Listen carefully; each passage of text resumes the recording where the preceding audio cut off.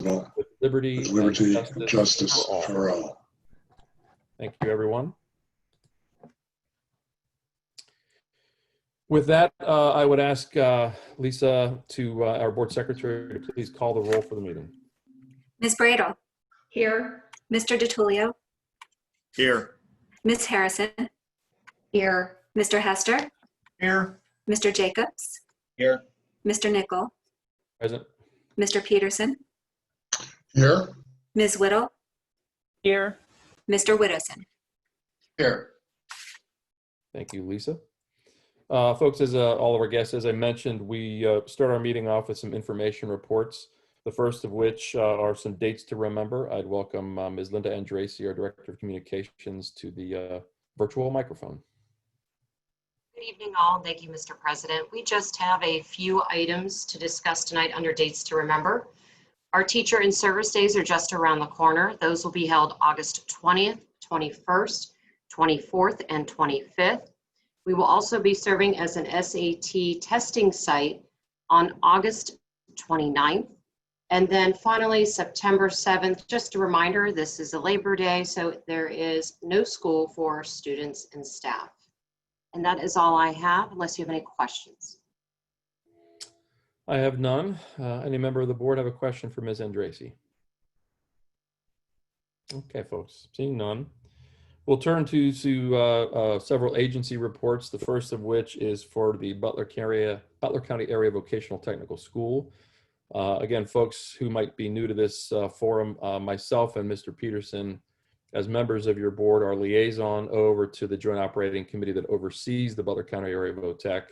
We did have a meeting this past Thursday, at which time we did approve a plan for return to school for reopening. Mr. Peterson, would you be able to offer a few comments with regards to that plan and anything else that arose from the meeting? Yes, Mr. President. Dr. Heiler is starting her first year as the executive director of the VOTEC and was immediately faced with this challenge. I think she really did a pretty good job. Of course, the VOTEC is much smaller than the Seneca Valley system, but she nonetheless included voices from around her campus, around her organization. It came up with a plan that I think both meets the requirements for the state and is workable and does provide some good advice to her various constituents should they be faced with a COVID emergency. Might also mention that she reported that all 3 of their sections are fully subscribed. They have 956 students registered. 127 are from Seneca Valley, second behind Butler, that has registered 394. The evening sessions are not scheduled yet due to the virus shutdown. And they did receive, as most of the schools in the state did, a school safety grant from the state with federal dollars in support. They have $90,000 to use for COVID preparations as well as other safety projects. I think that concludes my comments, Mr. President. Sure, and the only addition I'd make this is for members of the board, but as well for our now all 542 of you seem to be online. At the Butler County Area VOTEC, I mean, it is 7 sending districts from Butler County, ourselves included, of course, and there is a rotation for the superintendent of record each year for that organization, and this year it happens to be our very own Dr. Vitale. She's been working with Dr. Heiler, was vocal in the meeting last Thursday for all of you on the board. I just wanted to make sure that I pointed that out. So thank you for the commentary, Mr. Peterson. We'll turn to the agency report for our IU4. Our representative there is Mr. Eric DiTullio. Mr. DiTullio, please. Thank you, Mr. President. We did have our meeting last week as well on Wednesday. And of course, it was back to school and returned to school. The interesting thing on the IU, just for the public that is here, the IU main function is to provide special education to school districts. So they take care of all of Butler, Lawrence, and Mercer County. There's 27 school districts in those that make up the IU. And a lot of those schools don't have their own special education departments like we do. They would go and contract through the IU to provide those services.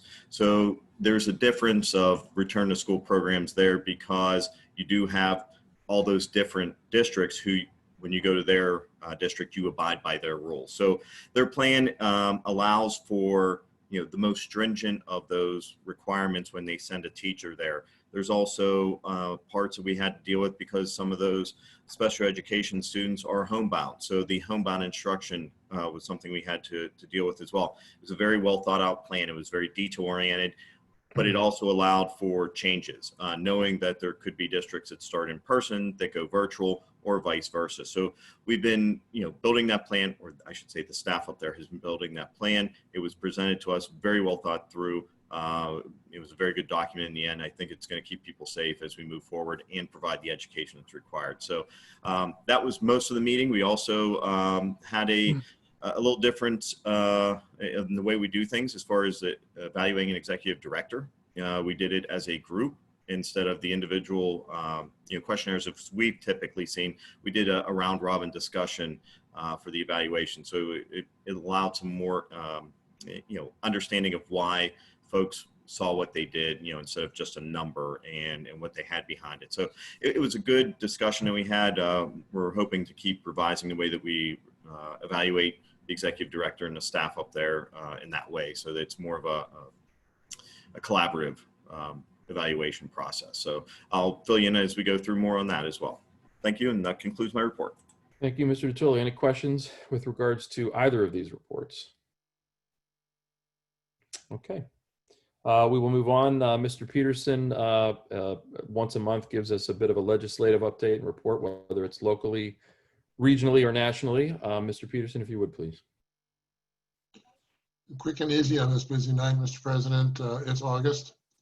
And so senators and members at both the state and federal levels are back in their districts. There's some minor activity going on at the committee levels and by staffers, but nothing really to report germane to education at the legislative level. Thank you, Mr. Peterson. Our next item is a report from the Seneca Valley Foundation regarding a donation. We have our individual there, Annie Mersing, who's on as a panelist this evening. So Ms. Mersing, if you would, please. Thank you, Mr. President, and thank you to the entire board for allowing me to share some good news with you this evening. The Seneca Valley Foundation, which, as you all know, is the nonprofit arm of the district, has received a donation from the 100 Women Who Care group in Cranberry Township. This organization runs off the simple notion of engaging 100 women to donate $100 4 times per year. The group nominates local nonprofits to make a presentation about their needs and then awards funds based on a majority vote. More information about their organization can be found on their website at 100womenwhocarecranberrytownship.org if you're so inclined. In early July, the foundation was invited to present to this amazing group, and we're fortunate to receive their gift in the amount of $4,748. We plan to utilize these funds in our continued support of the district during this COVID-19 crisis. Specifically, we've purchased thermometers for families in need of one, as well as other personal protective equipment. We'll use any other excess to continue to support the district as needed. As you can imagine, donations like this are critical now more than ever and will prove that we will truly get through this time together. Unless anyone has a question for me, that's all I have for you tonight. Thank you, Ms. Mersing. Anyone have a question? I mean, the only thing I would add is, for those of you that didn't know it, we do have a foundation. It makes different donations. It has a board of trustees. Ms. Mersing, I believe, is part of that, and at least one member of our board. And congratulations on completing a pandemic time golf fundraiser within the last 8 or 9 days. Folks, we typically have what you might know as a traditional golf fundraiser. Couldn't do it in the way that we have done it traditionally, but got together still a really nice number of groups that went out sort of on their own pace, played some golf and raised some funds for the foundation. So congratulations, Annie, on getting that done. And thank you. Thank you. We'll turn next to what I think most, if not all of you, are online to hear more about, which is our return to school update. That will largely be a report from Dr. Vitale, our superintendent. The only thing that I would add as we get into some of the commentary, which is something that we've mentioned over and over which you know, now all 570 of you, that this is a very fluid situation. A lot of challenges have occurred just in the last week with regards to operations. So for those of you that were online last Monday evening, a lot has happened, not the least of which is Governor Wolf for the state of Pennsylvania just put some new recommendations out as of 11:22 this morning that the administration, our leadership team had to quickly come through and be prepared to speak to this evening. The reminder to folks in the public is that the goal here, first and foremost, is safety, but it's thinking through and offering as much flexibility as we can to all of you. I know in at least in some respect, I don't have kids that are still in the district, but I did, that this kind of change is going to create some anxiety, some stress for all the families who are trying to plan for a return to school. But I think you all know also that nothing about this time is going to be what you would call convenient for any of us. But I'll turn it over to Dr. Vitale. You can give some updates as it relates to some of the issues that have come up in the last week, as well as some feedback with regards to Governor Wolf's recommendations and guidance. So I'll turn it to you, Dr. Vitale. Thank you, Mr. Nickel. Thank you to the school board and to the public for being patient with us. And thank you for being kind to one another. Certainly there's been a lot of divisive pieces to all of this. And I'm just appreciative that we can be respectful with one another, even when we disagree. I'm going to repeat some things that I've said in the last two meetings, but it's important, especially if you didn't see the last two meetings. So first, in developing our plan in June, we were sent a lot of information from the CDC, which has changed several times, a lot of information from the Pennsylvania Department of Health, which has changed several times, and information from the Pennsylvania Department of Education. So when people say, what have you been doing all summer? Pivoting all summer, planning all summer, meeting with the Return to School Committee all summer, engaging all of our stakeholders all summer, watching the daily numbers in Butler County and Allegheny County all summer, watching our hospital numbers in Butler County all summer. And so in developing this plan, we recognize all throughout the summer that there are certainly divided opinions on this topic. Some of those opinions are political, some are based on science, and again, that can be interpreted in many different ways as well. And at any given time, we can support both sides of this argument.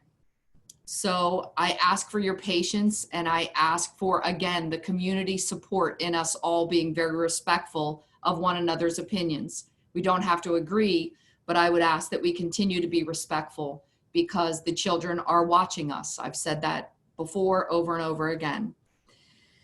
As a school district, we've tried to vet any and all articles and best practices and all the research that is out there. And we know that there is much, but that I want to remind us that although there's a lot of research out there, it's still limited. It's only 6 months old.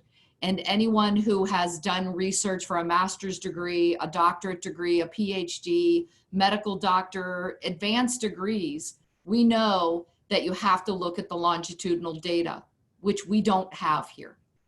So keep that in mind. It has been my job to prepare our buildings, regardless of my personal philosophy, to prepare these buildings for the taxpayers and the parents, to return students for 5 full days of school in person. That study was completed and that survey was completed in June. We recognize that's already outdated. We recognize research from last week may already be outdated, but it is still my job and the administration's job to constantly assess the mitigation efforts and the arrival of equipment based off that plan. In the last 2 school board meetings, I've asked parents to be prepared to pivot with us, and that won't be easy. It won't be easy for our teachers. It won't be easy for anyone who has a school-age child in this district, parent and or teacher or administrator that lives in the district. But we ask you for your continued patience and understanding, as there is not a perfect plan. I have reviewed every school district plan in this county, every school district plan of neighboring counties. I speak to superintendents on a daily basis and some on a weekly basis. We know all of this planning and all of these changes are quite inconvenient. A pandemic is inconvenient. What many of us want is what we had in February before the pandemic. We want 5 days of school in person because that works for us, for many of us, for many of our children. The system has worked in the United States of America, and we are proud of public education. But what we're facing, we've never faced before. So again, I ask for your patience, your grace, and your understanding. We are doing the very best we can every day to learn as much as we can about the impact on our children. Our rationale for planning to bring our children back to school physically as much as possible is because it is what is best for many children. School is a vital part of their development and growth. I can't find many people that disagree with that. The predictions by our psychologists and our mental health professionals on the negative effects of keeping our children at home full-time are not good. We have to weigh all of the risk, health and safety over academics. But there also are risks to our children for staying at home all the time like we did in March, April, and May. There are many other risks to that. We are weighing those. In the last week, we have initiated implementation phases of our plan, and I'm becoming more concerned that we are still waiting on guidance from the Pennsylvania Department of Health about procedures for positive cases.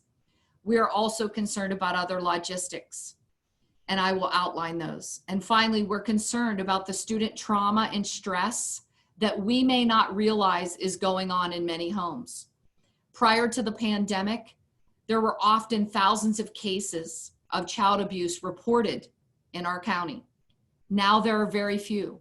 So I ask you to think about that. Why is that? Teachers are mandated reporters. And so I am concerned that teachers are not back and students are not back. But again, we have to weigh the safety and health, not just for our students, but for our teachers too, for every employee that works at Seneca Valley.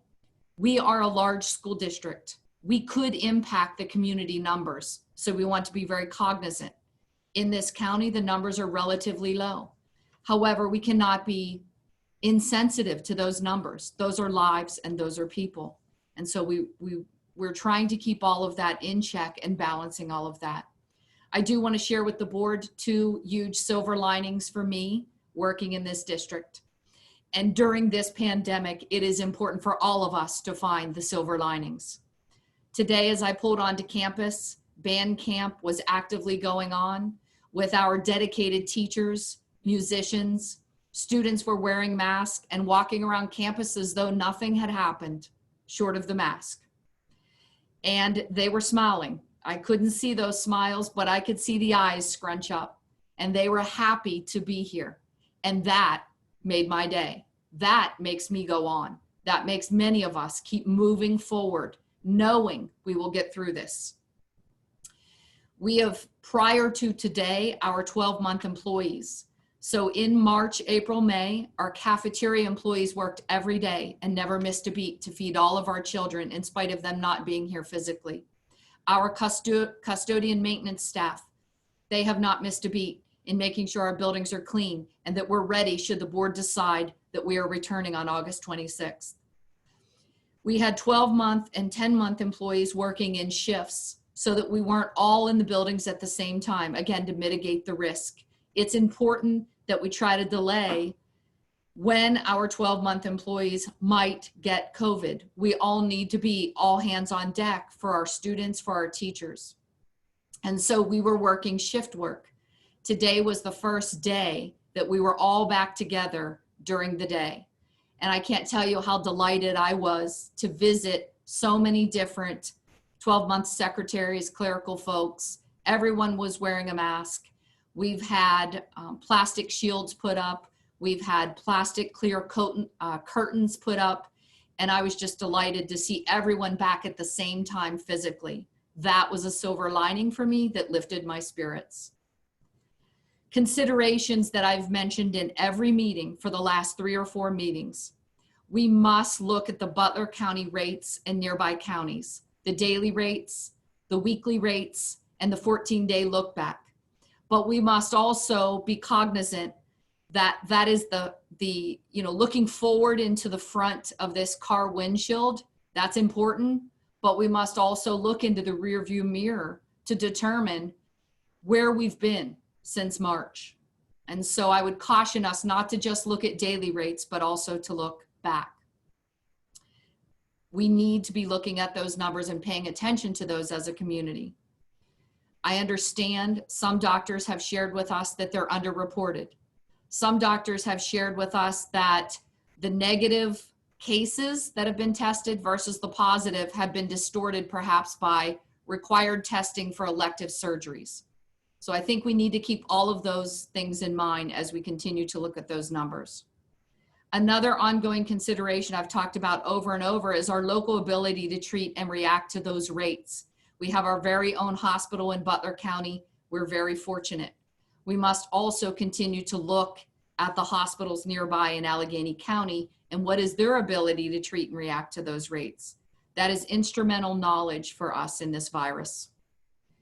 Another item, availability of testing. You've heard me talk about that. You've heard medical physicians, health experts, public health experts talk about their deep concern for this area. A Walmart site in Cranberry opened this week. That is promising, but they are still limited to the number of testing that they can conduct each day. But every time another testing site opens, that will help our community, and it will give us hopefully better data about this virus and how much it has been in our community, maybe without our knowledge, and how much it definitely is in our community through positive tests. I know there's disagreement about testing results, testing timelines. I can only go on the dashboard, the Pennsylvania Department of Health dashboard with those numbers. I am not a medical professional. I can't interpret things beyond those numbers, or I shouldn't. My expertise is education, so I try to stay in that lane. You've also heard us talk about contact tracing. I'm deeply concerned about this item. The Pennsylvania Department of Health has made it clear that it is not the school's responsibility. So when you ask as a parent, what are your procedures? We haven't been given those procedures. This week, our department chair of the nurses, the school nurses, Nurse Liz Williams, got together with a department chair from every school district in Butler County and began developing some procedures that our very own school board member, Mr. Peterson, with a background in public health, is currently reviewing. If we don't get specific, clear procedures from the Department of Health and or the Department of Education soon, we will be using our own metrics. But again, that is concerning.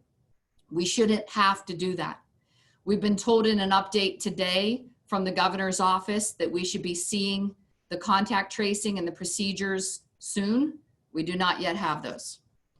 Again, another consideration, we need cooperation from our students and parents in following the safety protocols in our physical buildings.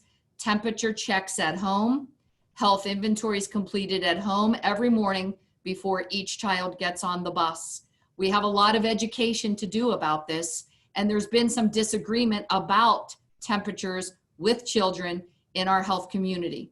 So we need to do some education in our community with our healthcare professionals and with our educators.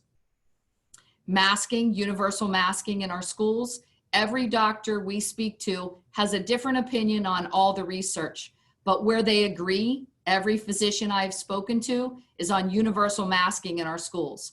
So if they all agree on that, we are going to do that, and it is Secretary Levine's order, and we're working on procedures if your child should have a medical exception, but those should be rare. So we are working on those procedures. We have a team working on that now, and we are reviewing those.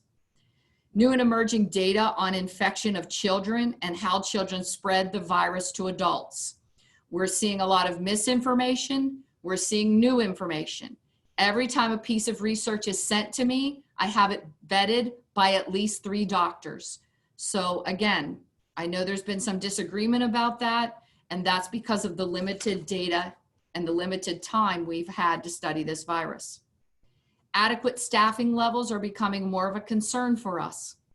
We are working on a memorandum of understanding with our teacher union for teaching during a quarantine. For instance, what if a teacher is mandated to quarantine but not showing symptoms and not sick?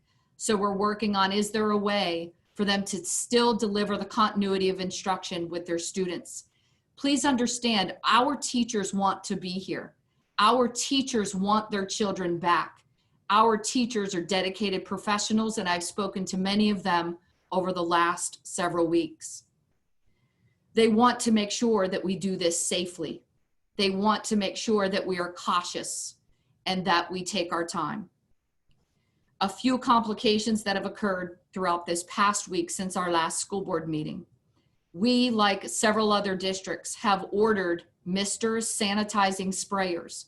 We ordered 35 of these sprayers, and we were guaranteed that they would be here before school started. To date, they are telling us there is a delay because of a part at the manufacturer. They are shipping to us from Colorado. We need these Mr. Sanitized sprayers because they allow us to sanitize every room every single night in less than 10 minutes. We have ordered 35. They have told us now, as of 3 days ago, 15 of them have shipped and should be here within 2 weeks. That will not get the job done adequately and at a high quality that I expect cleaning to be done in this district. That is a concern. And until these misters are here and I see them for myself, I don't believe promises because of supply disruptions that we're seeing all over the United States. So that is a big concern of mine. I've shared that already with the school board.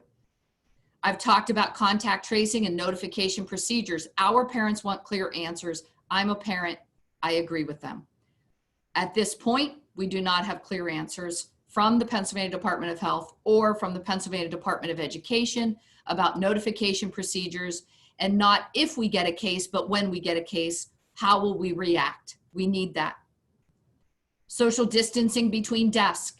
There has been a lot of confusion and there has been a lot of misinformation. Please allow me to be clear.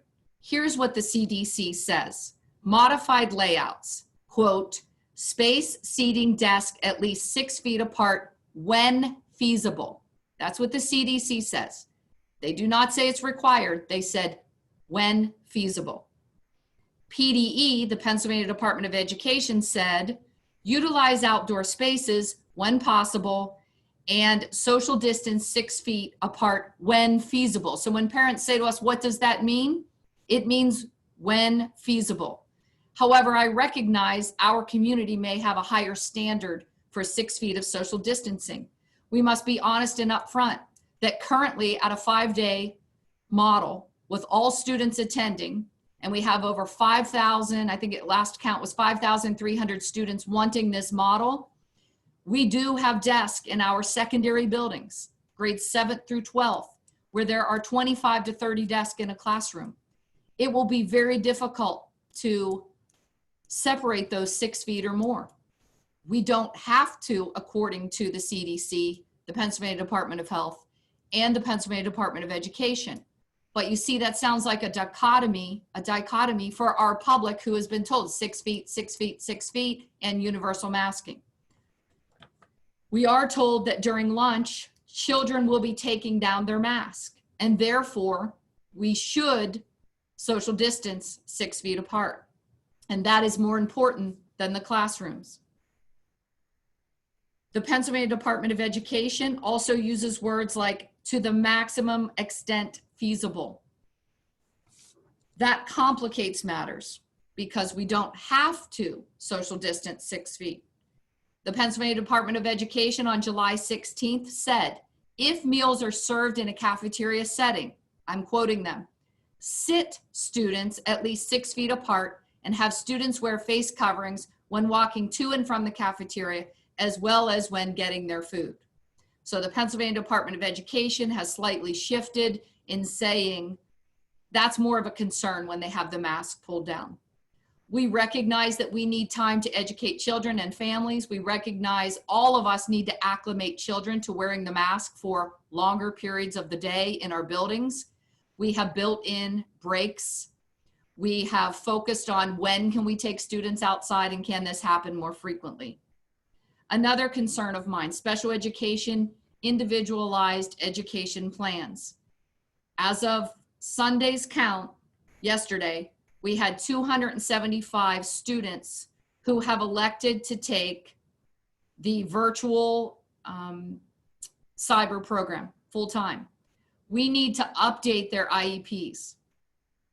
We need time to do that. And we need time to get those to our teachers before the students arrive. We will do that, and we are up for the challenge. But this is another challenge, and we need to make sure that we're paying attention to the needs of our special needs students. Just today, to show you how fluid this situation is, at 11:22, all superintendents in the state received new metrics and guidelines that have been developed. You need to be aware that this district was already looking at what we're calling the Minnesota model before the Pennsylvania Department of Education and the Department of Health and the governor put out new guidelines for us. In the Minnesota model, that model was led by Dr. Osterholm, who is a world-renowned epidemiologist who has 45 years in that field. He works for a research disease center there at the University of Minnesota. He teamed up with his Department of Health in the state to give their school district metrics about 3 weeks ago. One of our very bright, and I'm thankful, one of our teachers introduced me to his work several weeks ago. We were following his metrics, so we are in pretty good shape. But these new metrics have come out now for our state, and they say the following. I'll highlight. The governor and our Pennsylvania Department of Education have said, as of today, the difference in confirmed cases in your county, the most recent 7-day count versus the previous 7 days. We need to be taking a close look at that. We already were. You heard me read some of those numbers last week. In Butler County, as of today, on this metric, we are at plus 13 new cases.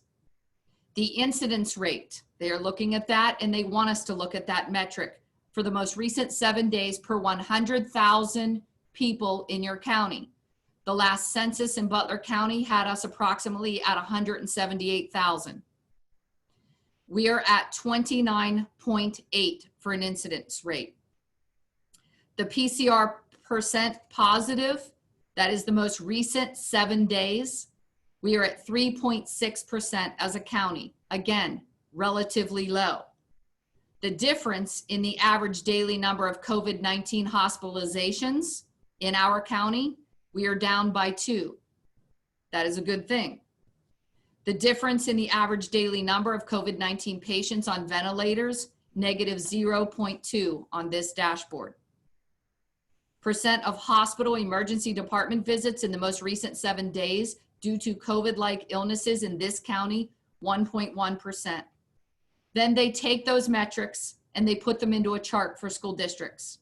They tell us if fewer than 10 new cases are reported in a county in the most recent 7-day reporting period, the county will automatically qualify as exhibiting a low level of community transmission. Again, the governor is recommending that we look at incident rate per 100,000 residents over the most recent 7 days. If we have less than 10, we are in the low category. If we have 10 to 100, we are in the moderate category. And if we are in the greater than 100 cases, we're in the substantial category. This is all out there on the governor's website. You can take a look for yourself. But that's not the only thing they want us looking at with these metrics, not just incident rate per 100,000 residents. They put and, not or, and your PCR percent positivity rate for the most recent 7 days. And I've already read that to you, that's 3.6%. So you can see if we look at both of these new metrics as of 11:22 a.m. today, Butler County is in the moderate category. And then you take that chart and you look at the learning model recommendations. Per the governor, he would recommend that if your county is in the moderate category, you would look at a blended learning model or a full remote learning model. That would be a local decision. Blended learning, there's been a lot of confusion about that. Blended learning means some in person and some remote learning at home. It means a combination of the two. Every district has a different view of what that looks like.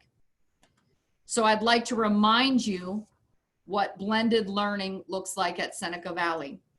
As you know, you've had 3 choices. We've heard from many parents who said, I don't think the 5-day in-person choice was fair because that was the only choice I had. The cohort model, which is every other day, I did not have that choice. I might have chosen that for my child. The reason you didn't have that choice was because at the time the plan was written and the time we brought it to the board, it was written in June and finalized by the end of June with our return to school committee. We brought it to the school board on July 20 for approval. We were in the green as a county for the governor's metrics, and we continue to be in green as a county.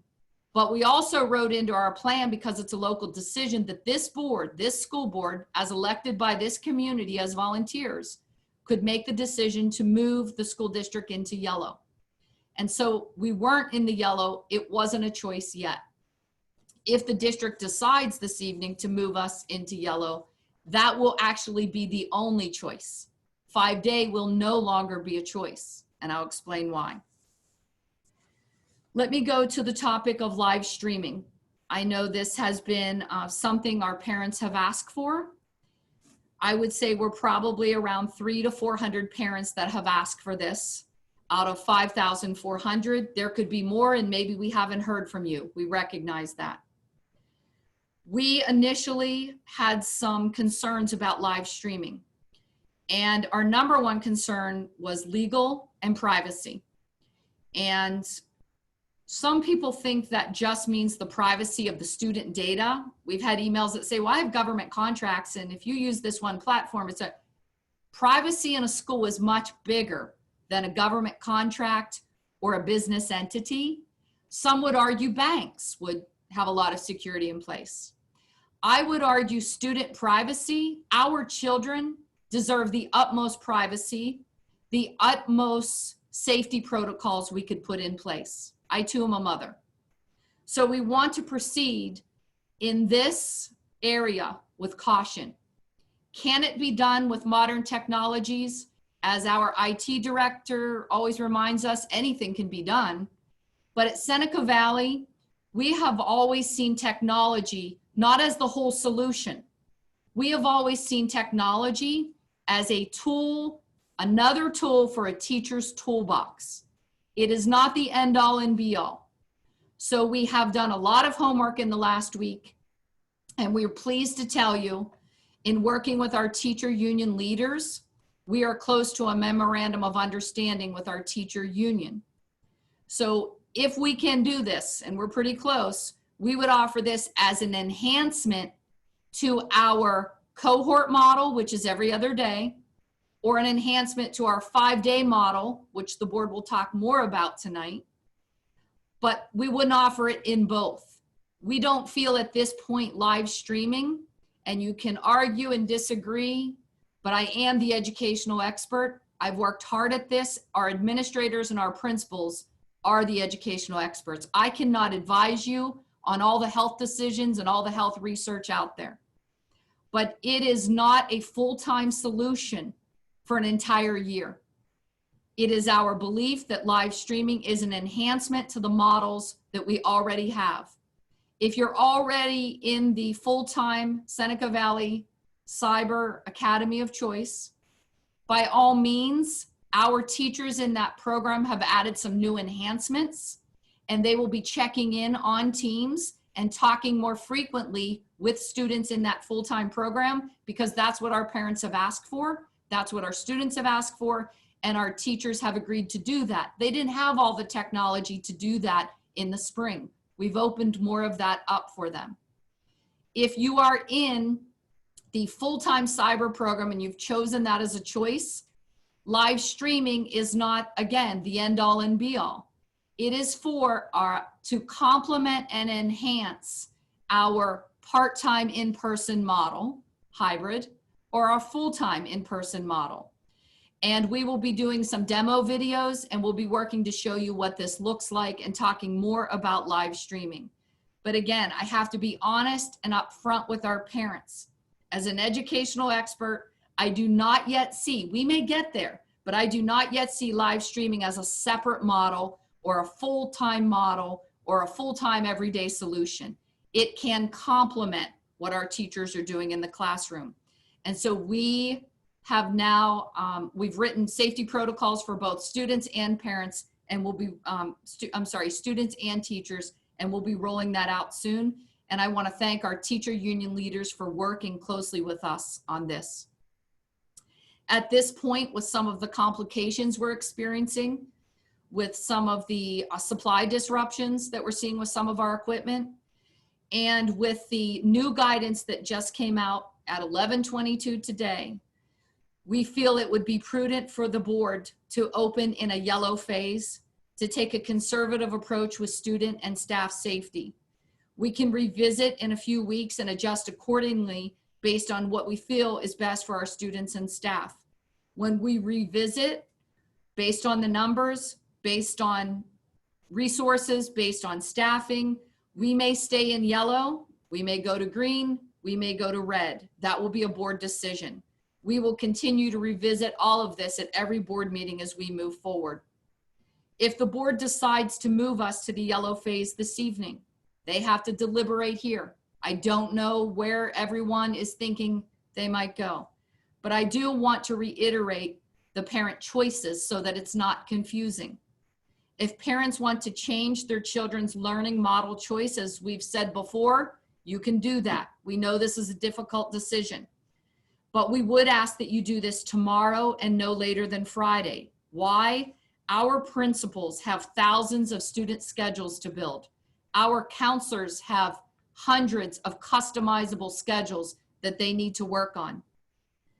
We are recommending that once parents make their final decision by this Friday, and again, sooner rather than later for our principals and our counselors, that parents stick with that learning model choice for at least 9 weeks so as not to disrupt their children's schedule.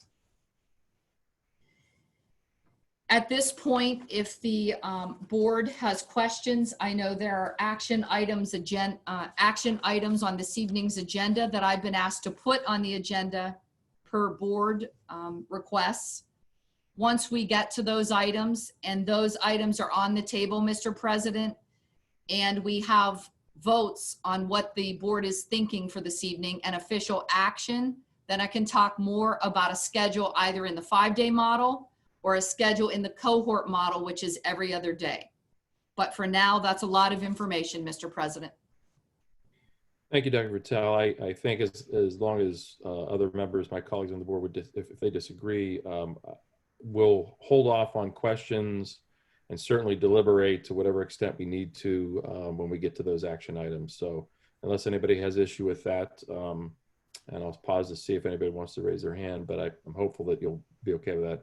We will turn to what is our, I believe, our last information report. Nope, we've got a couple of others, but one that's meaningful, which is an update on sports and activities.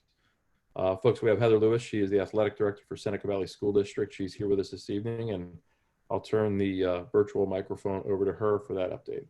Thanks, Mr. Nickel. Last Thursday on August 6th, Governor Wolf made a recommendation that there would be no sports K-12 until at least January 1st. That caught many of us in the community a little bit off guard. The PIAA had a board meeting Friday, August 7th to discuss the remarks by the governor, and by a vote of 30-2 made the decision to delay the start of fall sports, which were slated to begin actually today with the start of the mandated football heat week. So where we stand right now is that for the next 2 weeks through August 23rd, the athletics plan that was approved this summer for the voluntary conditioning and optional open gym sessions is still in effect, and our coaches are still following those guidelines. Friday, August 21st, it's my understanding that the PIAA will once again meet as a board and make recommendations or give us direction in terms of what we are to do as of Monday, August 24th. It's quite possible that decision or that board meeting might be moved earlier, should they get any feedback from Governor Wolf. We are right now moving forward as if we will start fall sports on August 24th. The mandated football heat week will begin on Monday, as will all tryouts and/or practices for all fall sports, both at the varsity, junior varsity level and the middle school, junior high level. Met with the coaches today.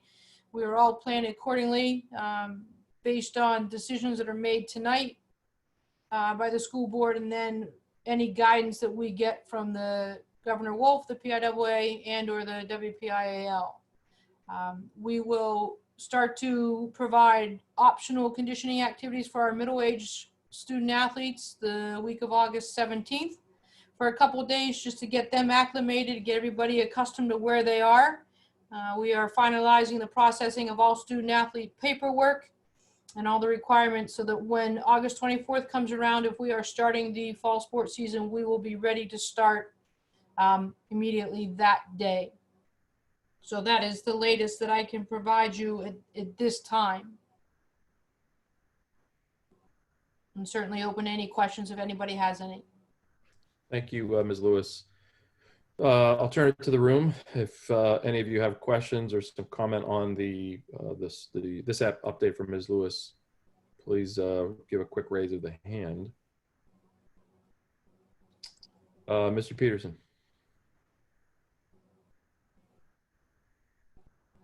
Thank you, Mr. President.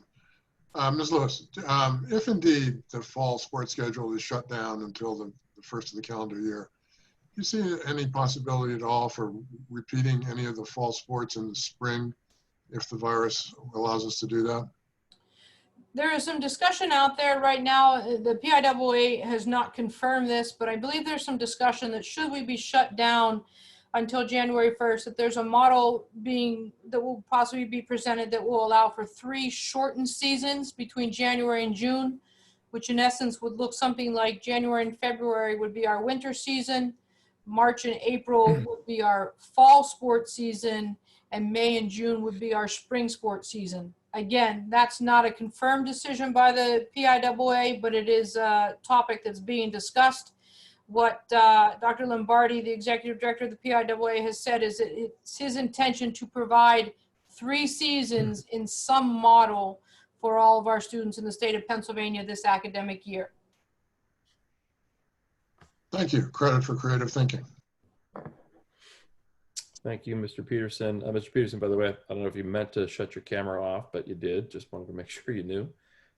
Looking for that mute button and non-mute button. Question for you, Ms. Lewis. So again, I mean, there are no action items this evening with regards to this topic, but there's the potential for an action item that the board will have to deliberate and vote on based on because we've had a recommendation, if that's the right way of phrasing it, from Governor Wolf, right? There's the comment that he made. The PIAA will be making a recommendation. Would the action item be for the Seneca Valley School District to either follow that recommendation or take a different course? Or what do you perceive some of the sort of the questions put to and requests put to this board to be at our next gathering, which, you know, for those of you online at the moment, we don't have any other meetings scheduled until September, but we are always free to call an emergency meeting or an ad hoc meeting for a topic, which we can do. But if we've got Friday, October 21st, we've got, you know, I think it's Monday, October 24th, where we're looking to start.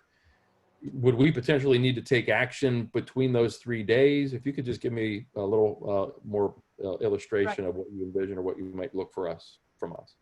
I believe at some point in time, this district, if it is a recommendation from the PIAA to continue with sports, the Whitfield office will communicate to its members, which includes Seneca Valley, what is our intention? Do we intend to honor the schedule that's been provided, or do we intend to opt out of it?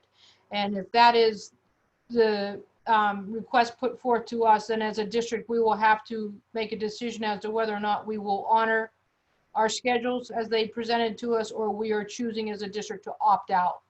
But I do believe that at some point in time, if the vote is to carry on with a fall sports season, each district will also have to make that individual decision. Ms. Lewis, do you expect, or do you feel we'll need to make that decision between, and I'm just thinking logistically, and we'll get into the weeds later on, will we need to do that between August 21st and 24th, or would it be sometime between August 24th and the actual start of some of these season schedules?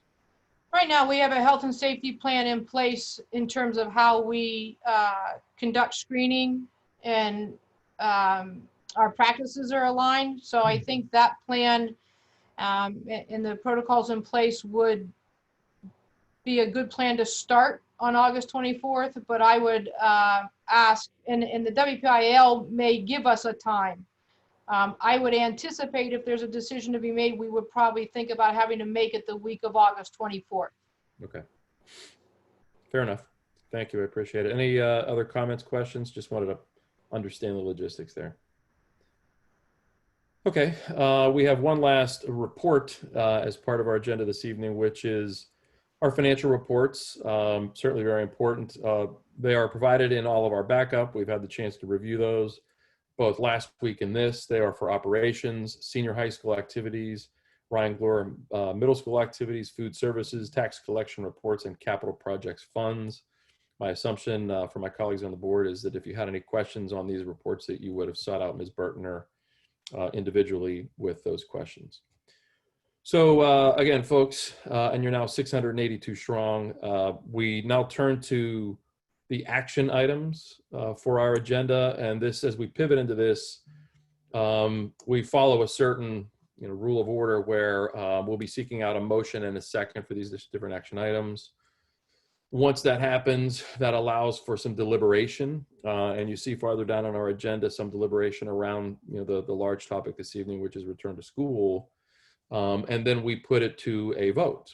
I've mentioned early on that I'm currently your board president, but that I don't have any greater authority than any member of our board. There are 9 of us. We each have a vote, and we each have the ability to deliberate. So as we go through this, you'll see some of that deliberation and some of that methodology. And I'll get into a little bit more detail for you as we get into the action items around the return to school specifically. As we enter into this portion of the agenda, this is where we allow for some public comment.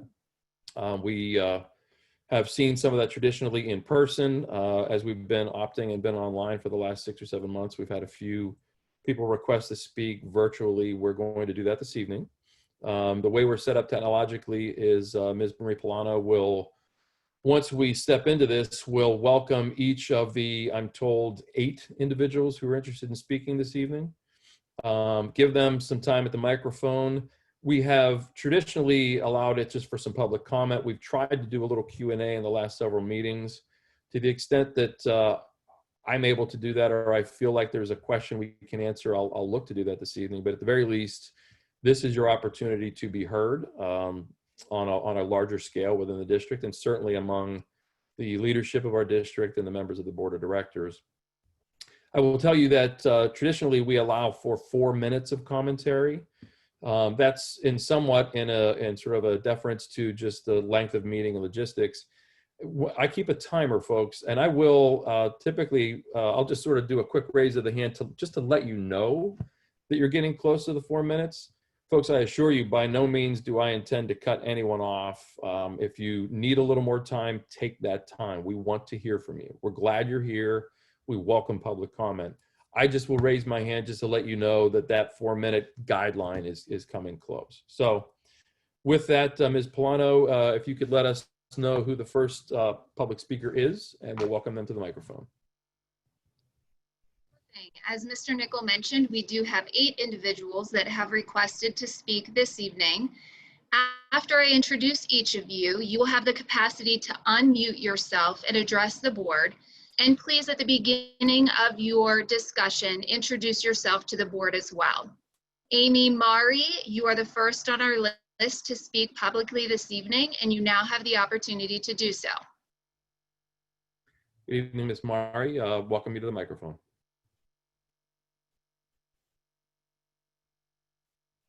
I think I see that you're still muted. I'm not sure if you're working to find that unmute button. There you go. Does that work? Yep, you're good. Welcome to the microphone. Glad you're here. Thank you. Thank you for having me. Good evening, and thank you for the time to speak with you, both from a professional and parental perspective. My child goes to sixth grade, will be going to sixth grade this year, and I've had one that has graduated from Seneca Valley. So we're very proud to be a part of the school district. I'll keep my comment short, sweet, and to the point, because the more, there's so much talk and there's so much going on with COVID that we have a tendency to point out the negative aspects of it. But I wanted to just keep my comments to a positive perspective. My job affords me the opportunity and privilege to facilitate a weekly conference call with all of Butler County School District superintendents, as well as the Butler County health professionals and various other health or county departments. I share this information because I want to express my extreme gratitude and awe over the amount of time, work, and dedication that the schools have put into this pandemic in order to keep personal health and safety paramount, despite the obstacles put in their way by government officials. And that's on a daily basis. Dr. Vitale earlier used a reference when she was speaking to a windshield in the rear view mirror. As you know, the windshield is much larger in comparison to the rear view mirror because what has happened in the past is not nearly as important as what in our future. And even though this COVID road might be a very long superhighway, I am confident as a parent in this school district that everything is being done and then some to protect not only the teachers, the workers, but our students as well. And I just wanted to express my appreciation for all the work that these people are doing behind the scenes to ensure that that personal safety remains paramount. Thank you. I appreciate the time. Thank you, Ms. Marree. We appreciate you being. Now we'll turn back to Ms. Polano to let us know who is next in line to join us and speak.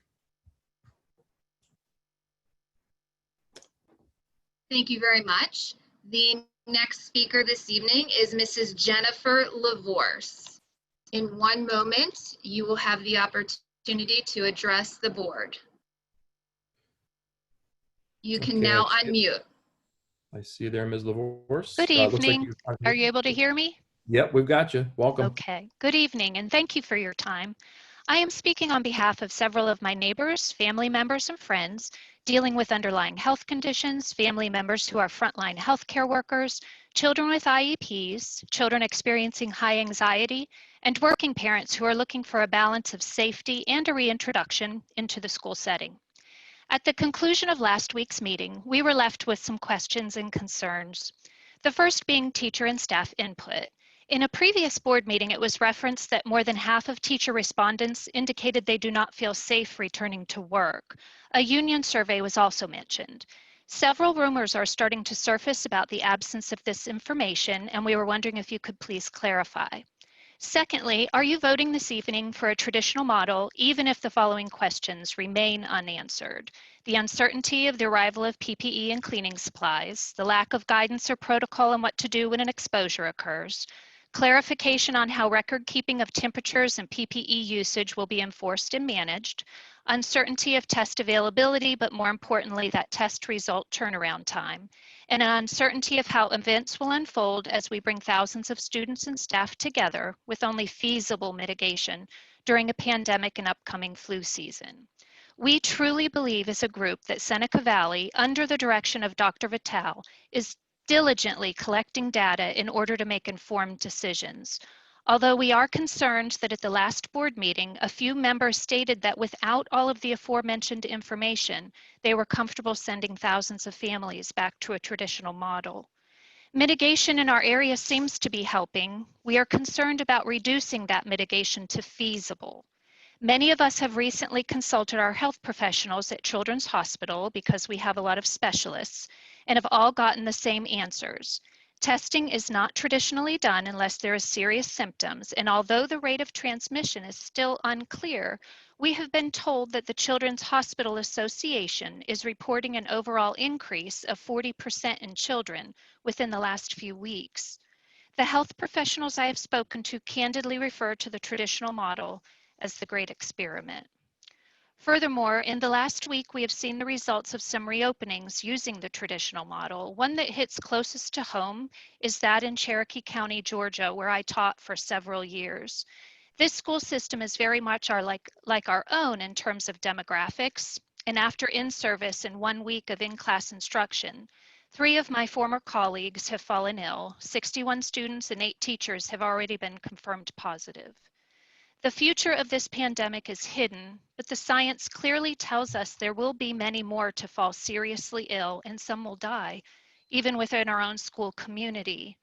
As a result, we are asking you for you to consider a more balanced cohort model that allows us to step carefully back into a congregate setting and allows our students to take all of the classes they are in need of, contrary to the hybrid with Edgenuity, which does not always offer all of the courses some of our children need.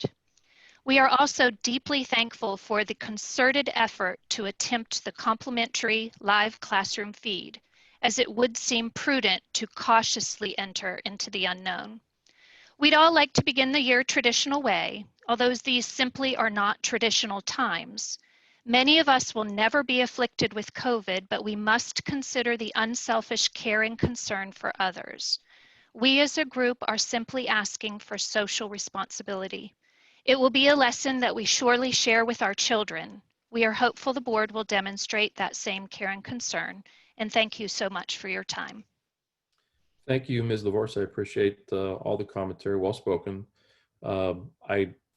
I believe, as you see our agenda being laid out from Dr. Vitale's commentary, I think that your question overall has been answered, which is that it is not a recommendation to move forward with a traditional 5-day model as we start our school year. And I will explain again some of the differences. You'll see there's 2 motions on our agenda for a cohort model return. So please listen in as we move along. But again, I do appreciate your thoughts, your comments, and your time in joining us this evening. Ms. Polano, would you welcome our next guest to the virtual microphone? Sure. The next public speaker this evening is Ms. Bonnie Dahlin. I apologize. You now have the opportunity to address the board. Welcome, Ms. Dahlin. I see you're still muted, but I'm sure you're searching for that mute button. There you go. Can you hear me? We can hear you. Welcome to the meeting and to the microphone. Thank you for allowing me to speak. My question may have been answered already. I'm not quite sure, depending on the decision of the board. But my concern was the cohort or hybrid model that was chosen with the students going 5 days for a half day every day. And I was wondering why originally that was chosen by the board and why it wasn't an opportunity for you to have less students in the classroom on any given date, with possibly half the people that chose that option to go Monday and Wednesday, do some cleaning Wednesday or whatever, and the other students go Thursday, Friday, or however, just to eliminate the number of students in the school at any given time, since it seems as if we cannot be guaranteed as parents that the children will social distance. And I know it's only when it's feasible that's a requirement, but having that many students, especially in the high school, my daughter will be a senior. She wants to be at school to see her friends, but realistically, that option was not an option for many parents because we would have to pick them up at noon as if they were in kindergarten. And for many of us parents that work, that just wasn't an option. So our only options were to sign up for traditional or all the way doing remote. So I did sign her up for the traditional 5-day. And again, this might be chosen tonight, depending what the board decides. But I would highly recommend that you take into consideration the possibility of having that as your cohort model if you do stay green. That the students only come in a few days as to eliminate them coming in every day. Thank you for your time. Thank you, Ms. Dahlin. I can tell you that, and Dr. Vitale alluded to this as she was concluding her comments, we'll get into a lot more detail on what that cohort model would look like if we go that direction. which I think was your question with regards to, is it Monday, Wednesday, Tuesday, Thursday? Is it half day? We'll get into, and Dr. Vitale, you can sort of nod or maybe tell me that I'm not looking at this correctly, but you do plan to discuss that in greater detail later in the meeting, correct? Okay, thank you. So Ms. Dolan, not to not answer your question, it will be addressed, but hang tight. And I believe you'll hear about that a little later in our meeting. And I appreciate your thoughts and comments. Ms. Blano, if you would welcome our next speaker to the microphone. Absolutely. The next individual for public comment this evening is Mr. Dave Steed. Mr. Steed, you now have the opportunity to address the board. And it looks like you've already found the mute button. Mr. Steed, are you there? I'm here. Hello, can you hear me? Absolutely. Welcome to the meeting. Thank you. Thanks for the opportunity to speak tonight. I'd like to comment specifically related to privacy and security concerns related to cameras in the classroom. When the cohort model is necessary, I continue to be concerned with the protection of privacy and potential security risks which could arise from having cameras in the classroom. I trust that teachers know how to instruct, teach, care for, and even correct students, but having an open window into the classroom puts the teachers and potentially students into challenging situations when having outside observers. These can include how a lesson's being taught, if a child was or was not disciplined or corrected, and even the comfortableness of a child needing to ask for extra help. And these security risks are both cyber and physical.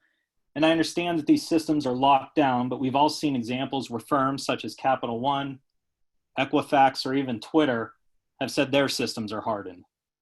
Sophisticated and nefarious groups can hack, manipulate, or even social engineer their way to get live views, eyes, or even interaction into the classroom. And personally, that still makes me nervous. Thank you for your time, and thank you all for your service to our community. Thank you, Mr. Steed. I'll address that to a certain extent.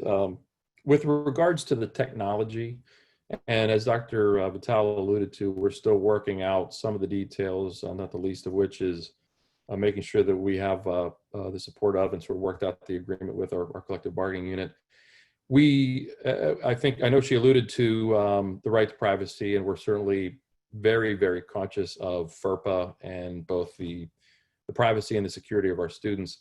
It's my understanding that the technology that we are looking to put in place would not be cameras in the back or anywhere in the room where you would have a visual of students in the room. It's also my understanding that from a sound and audio standpoint, and I believe we've already actually ordered these microphones, they're like noise suppressing microphones that it may be something along the lines of an AirPod or something like that, where the teacher will be able to hear the questions from people who might be online live streaming, but won't necessarily be able to hear from the students in the room. So some more detail we can get into in some form or fashion, but I can assure you that we take that very, very seriously at Seneca Valley and a student's right to privacy. And we have consulted with both, Matt Hoffman, he's our solicitor, he's on the meeting this evening, and we've gotten his counsel.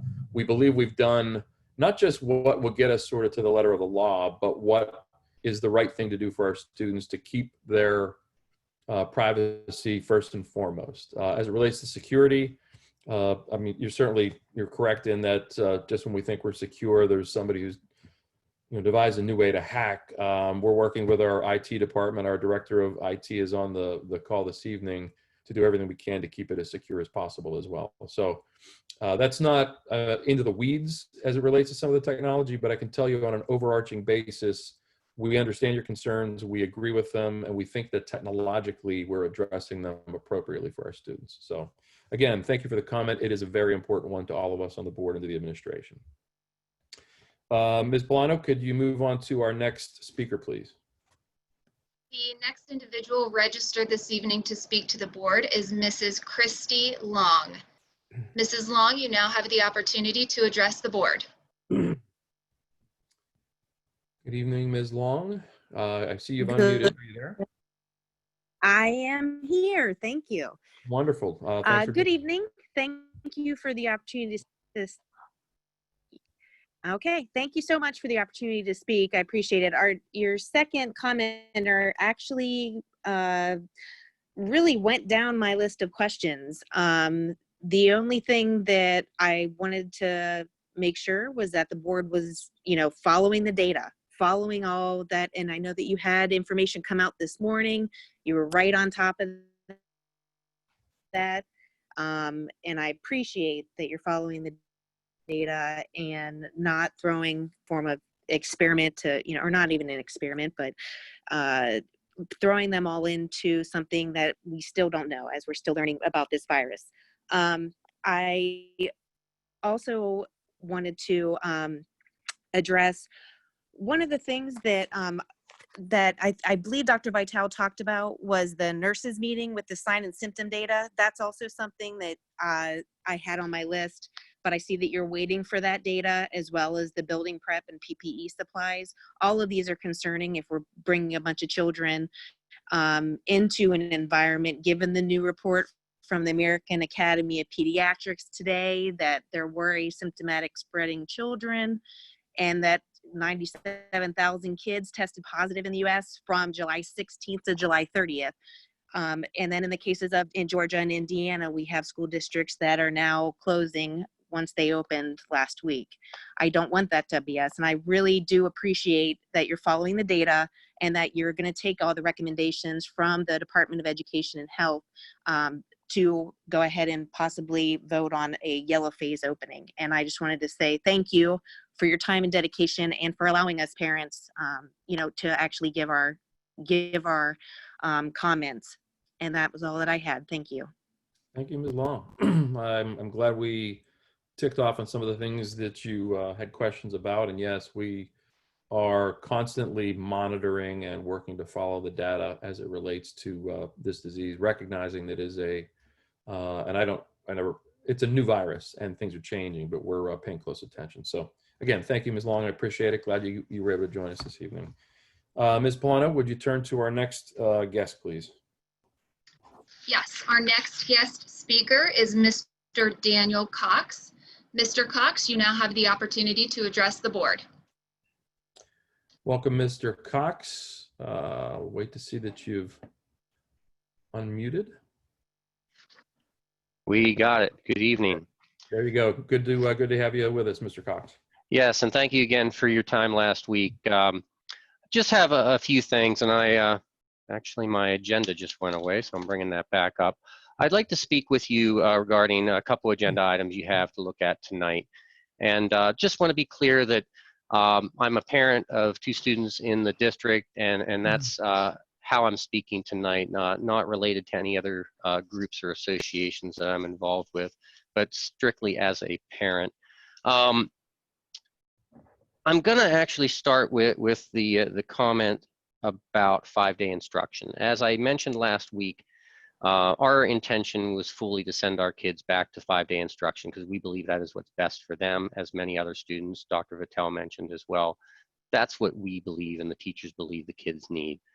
We have had to enroll them, and Dr. Vitale, you can add a couple as of this afternoon to the full-time cyber count. They have been enrolled in that as of today. And we feel we've had to do that just because of the restrictions that are in place, mitigation efforts and so forth in the schools, and how that affects our children. So with that, I'm disappointed though for other folks that sound like they're not gonna have the opportunity to send their kids full 5-day at this time because of additional recommendations that have been coming forth. But to that end, I have a question for Dr. Vitale with regard to the full-time cyber program. When you were making your comments earlier, you mentioned that the live streaming enhancement is planning to be used for the 5-day program or for the cohort model. But when you spoke about the full-time cyber program, it sounded like that it was not going to be intended to be used at all for that, or am I correct in that? Or 2, will it be used on a case-by-case basis as needed? So I'd just like some clarity there. With that, I'll go to my third point, which is actually why I signed up tonight. And that is for agenda item under administration action number B, or a second one, item B, and that is the rental of school facilities. My children are involved in outside organizations that regularly utilize school facilities, buildings, as well as property. And again, I'm not speaking for either or any of these organizations, but strictly as a parent who has children in those groups. For instance, we have kids in Cub Scouts that use CVE Elementary regularly throughout the year and other buildings as needed. We also have kids in the Seneca Valley North Athletic Association that use both facilities for practices and so forth indoor throughout the winter, as well as fields such as the ones at CVE. What I would like to put forth there, it sounds like there's a consideration to put restrictions on outside groups using school district property in the coming year.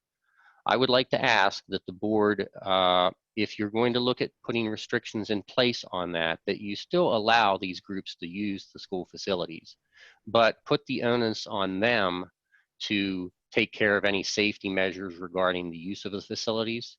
And I'm going to direct this to Mr. Hoffman, the solicitor, to maybe comment on, because in the day and age we are today in this world, insurance companies, lawyers, liability seem to run a lot of decisions and cause a lot of caution in things.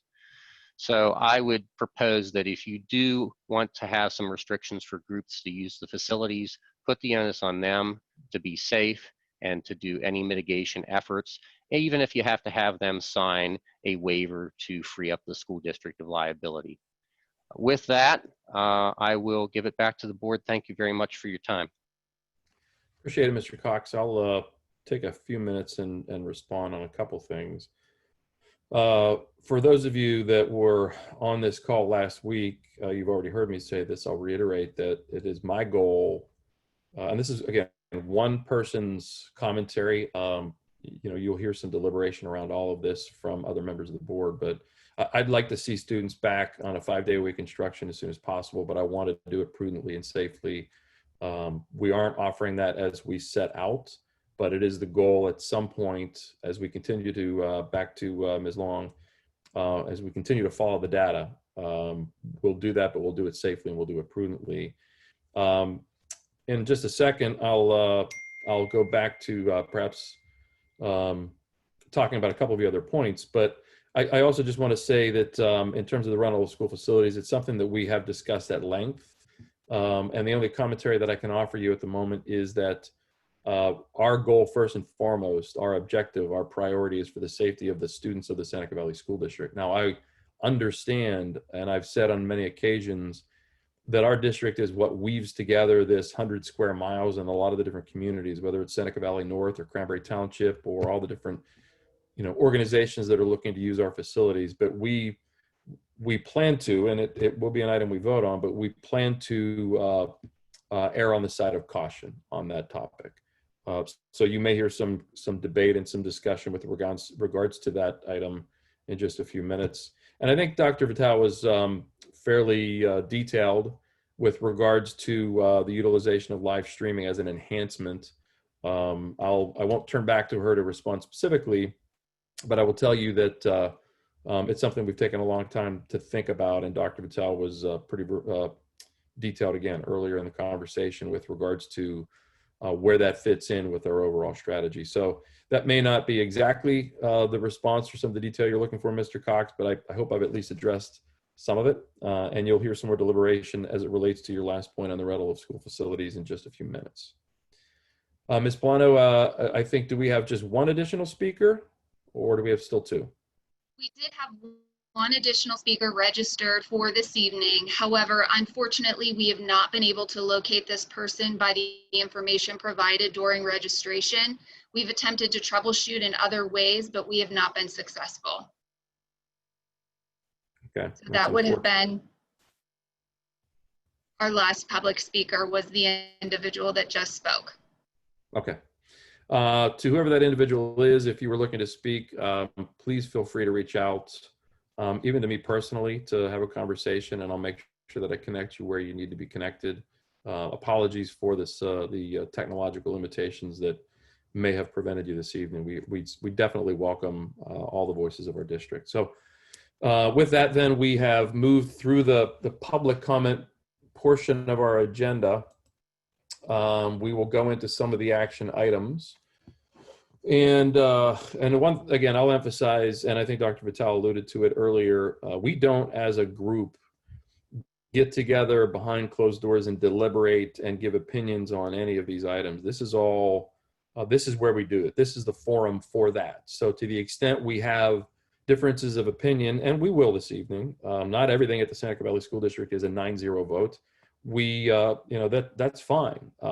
We all come from different backgrounds and we have different opinions on different topics. So you'll hear us deliberate this evening, but I wanted to assure you that we don't deliberate as a group without it being with all of you this evening in a virtual fashion or in public, in person in our school facilities. So with that, I will start the action agenda. There are 4 items, numbers 4, 5, 6, and 7, and I will make the motion with regards to the items. They are first for the approval of our minutes. They're for the work session on June 1st of this year, the regular meeting on June 9th of this year, a special meeting on June 25th of this year, and our special meeting on July 20th of this year. They're for the treasurer's reports. All those reports are provided in the backup for the board members. They're for the general fund bills. In 2019-2020, the grand total there is $1,152,066.02. And for 2020-2021, that grand total is $2,300,375.82. And finally, item 7 are construction fund bills in a grand total of $2,345,793.36. So that is my motion. May I have a second on this item? Mr. DiTullio, thank you. Does anyone have any, we have a motion and a second. We now open it for questions or deliberation or comment. Anyone have any questions with regards to these particular action items? Okay, seeing none. Lisa, if you would please call the roll for these items. Sure. Mr. Jacobs? Yes. Mr. Peterson? Yes. Ms. Bradel? Yes. Ms. Whittle? Yes. Mr. DiTullio? Yes. Mr. Hester? Yes. Ms. Harrison? Yes. Mr. Widdowson? Yes. And Mr. Nichol? Yes. Motion carries with 9 in the affirmative. Thank you, Lisa. We'll turn now to a few administration action items and ask Mr. DiTullio, our board vice president, to help us with those. Thank you, Mr. President. I'd like to make a motion that we approve the following. The police service agreement, to approve the police service agreement with Cranberry Township as provided in our backup, and the rental of school facilities due to COVID-19, authorize the administration to limit external group use of district facilities for the 2020-21 school year, and as we have been informed of. Thank you for the motion, Mr. DiTullio. May I have a second for that motion? Mr. Jacobs, thank you, sir. So we have a motion and a second. Does anyone have any comment, question, any deliberation with regards to these 2 items? Ms. Harrison, please.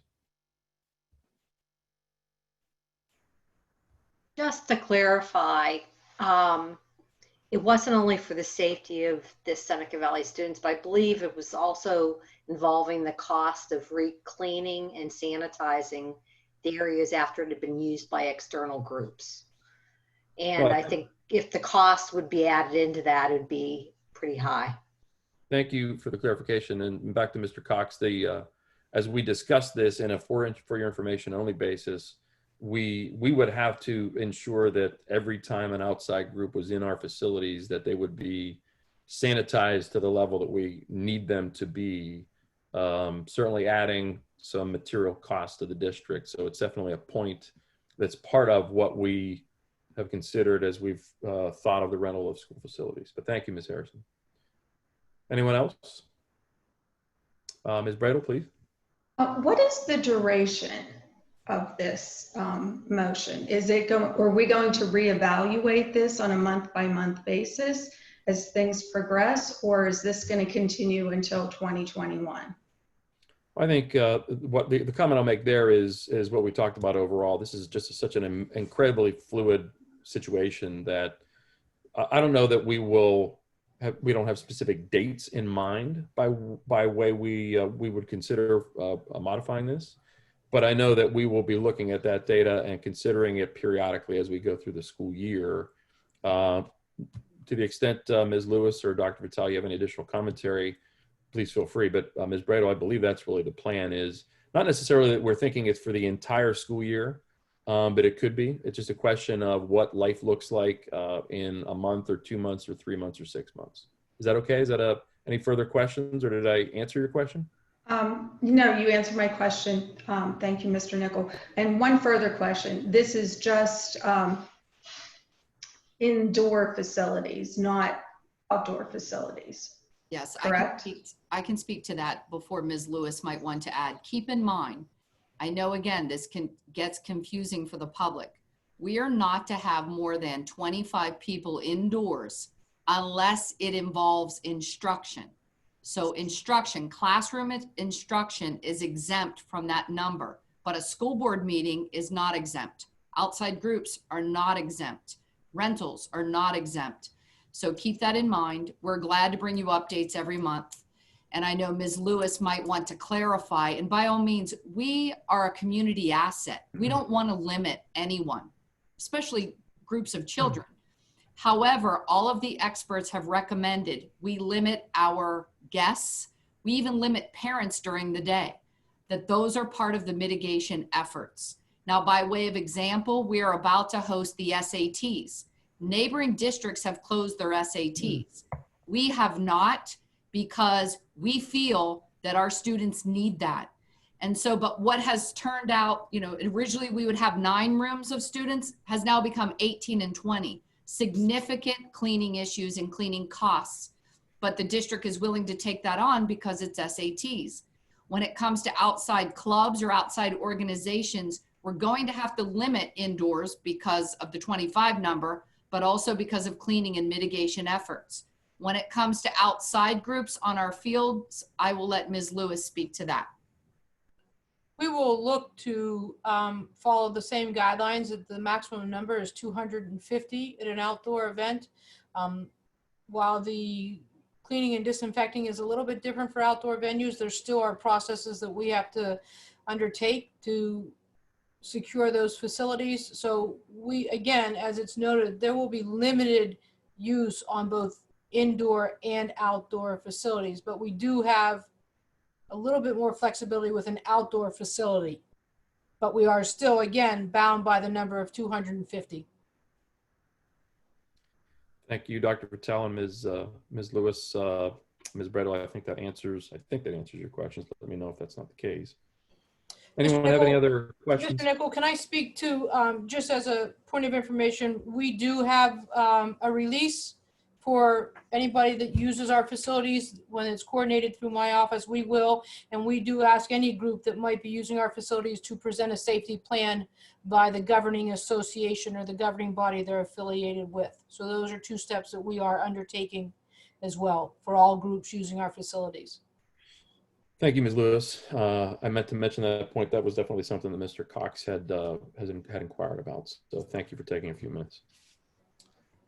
Okay, unless there are any other raises of the hand, any other questions or commentary, I will turn to Lisa to call the roll for these items, please. Sure. Ms. Brado? Yes. Mr. Hester? Yes. Mr. Widdowson? Yes. Mr. Jacobs? Yes. Mr. DiTullio? Yes. Mr. Peterson? Yes. Ms. Harrison? Yes. Ms. Whittle? Yes. And Mr. Nickel? Yes. Motion carries with 9 in the affirmative. Thank you very much. We'll turn to the next item, and as we get into, I don't think it'll be here per se, but to the extent that there's some deliberation around this next action item, certainly we'll take it. But when we get into the detail on the action items around the cohort model, I think I'll get back with a little commentary for those in the public. Our next item, which I will make the motion on, is with respect to the first physical day of school. This would be to move the first physical day of school to Tuesday, September 8th, 2020. I would look for a second for that motion from the group. Mr. DiTullio, thank you, sir. Does anyone have, is there any questions? Does anybody have any discussion around this particular item? Mr. Peterson, please. Mr. Nickel, I am not raising my hand to oppose to using September 8th as an opening date, but I do think we have to recognize that, as has been often said, we don't drive the virus drives us. And having a hard stop on 9/8 is good for our planning purposes. It's good for families in the community to be able to start to conceptualize the way they're going to live under these things. But I do think we have to keep our mind open. We have to continue to do resource inventorying, the myriad of things that Dr. Vitale mentioned before, and that we need to be able to extend if we need to in order to make sure we're absolutely safe and ready to open. Thank you for the comment, Mr. Peterson. I appreciate it, and I agree. Unless there are any other comments or questions, Lisa, could you please call the roll on this item? Ms. Whittle? Yes. Ms. Bradel? Yes. Mr. Widdowson? Yes. Mr. DiTullio? Yes. Mr. Peterson? Yes. Mr. Hester? Yes. Ms. Harrison? Yes. Mr. Jacobs? Yes. Mr. Nickel? Yes. Motion carries with 9 in the affirmative. Thank you, Lisa. This next item, as I look at it, I mean, we don't have, it doesn't look like it's an item, I don't think we do, that is part of a vote. I think this is just sort of some clarification, yes, some direction that, as relates to our school calendar, and you can correct me, Dr. Vitale, if I'm wrong, to direct the administration to update the school calendar and share with the public by the end of this week, Friday, August 14th, 2020. Dr. Vitale, did we mean that as an action item or simply a point of note? As a directive from the board to the administration. Okay.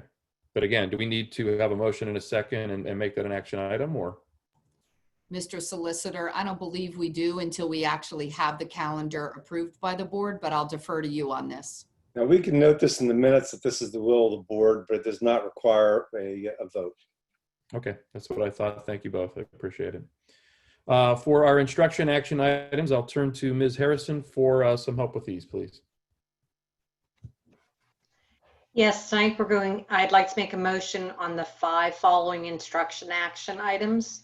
First is the Beaver Valley Intermediate Unit contract. Approve the contract for special education programs and services with the Beaver Valley Intermediate Unit for the 2020-2021 school year as provided in the backup. Second would be the emergency resolution for continuation of instruction during COVID. Approve COVID emergency instruction resolution 520.1 is provided in the backup. Third item is Pittsburgh Ballet House Agreement. Approve the Seneca Valley Academy of Choice Instructional Services Agreement with the Pittsburgh Ballet House for the 2020-2021 season is provided in the backup. Fourth is Artists in Residence. Approve the Artists in Residence Agreement is provided in the backup. And the last item is Glade Run Lutheran Services Partial Hospitalization Program Agreement. Approve the Glade Run Lutheran Services Partial Hospitalization Program Agreement is provided in the backup. First of the evening that I forgot to unmute. Thank you for the motion, Ms. Harrison. May I have a second with regards to these items? Mr. Hester, thank you, sir. Does anyone on the board have any questions? Is there any discussion around these 5 items? Okay. Well, seeing none, Lisa, would you please call the roll on them? Mr. Hester? Yes. Ms. Bradel? Yes. Mr. Jacobs? Yes. Mr. Widdowson? Yes. Ms. Whittle? Yes. Mr. DiTullio? Yes. Ms. Harrison? Yes. Mr. Peterson? Yes. Mr. Nickel? Yes. Motion carries with 9 in the affirmative. Thank you, Lisa. Okay, folks, we're getting to I'd call it sort of the heart of the matter. What you see in front of you is two different motions. There's item F, the cohort model yellow phase for the first 9 weeks, and then there's another motion out there for the cohort model yellow phase for the first 4 weeks. So that you know, typically or traditionally, we would probably just have one motion, but we want to make sure, because this is not something that there is unanimous consent on within our board, that we wanted to make sure that individual members of the board would have the option to vote for one or the other. We don't anticipate folks voting for both of these. Whichever of these two motions receives a majority of the votes from our board, that is the plan we will be moving forward with. And again, really the differential between the two is whether we phase this in over a 4-week period, or we assume that it's going to be for the full first 9 weeks of instruction. And I think all of my members of the board are clear on exactly how we're proceeding here. We certainly will open it up to deliberation on both motions. My sense is that most of the deliberation and the commentary will come with the first of the two motions, but to the extent that there's additional commentary folks would like to add, certainly as we go into the second item, we can continue.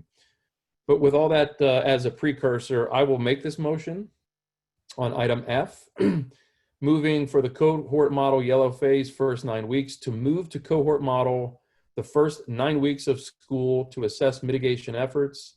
Cohort A, student last names of A through L, in-person instruction Monday and Wednesday, remote learning Tuesday, Thursday, and Friday. Cohort B, student last names of M through Z, in-person instruction Tuesday and Thursday, remote learning Monday, Wednesday, and Friday.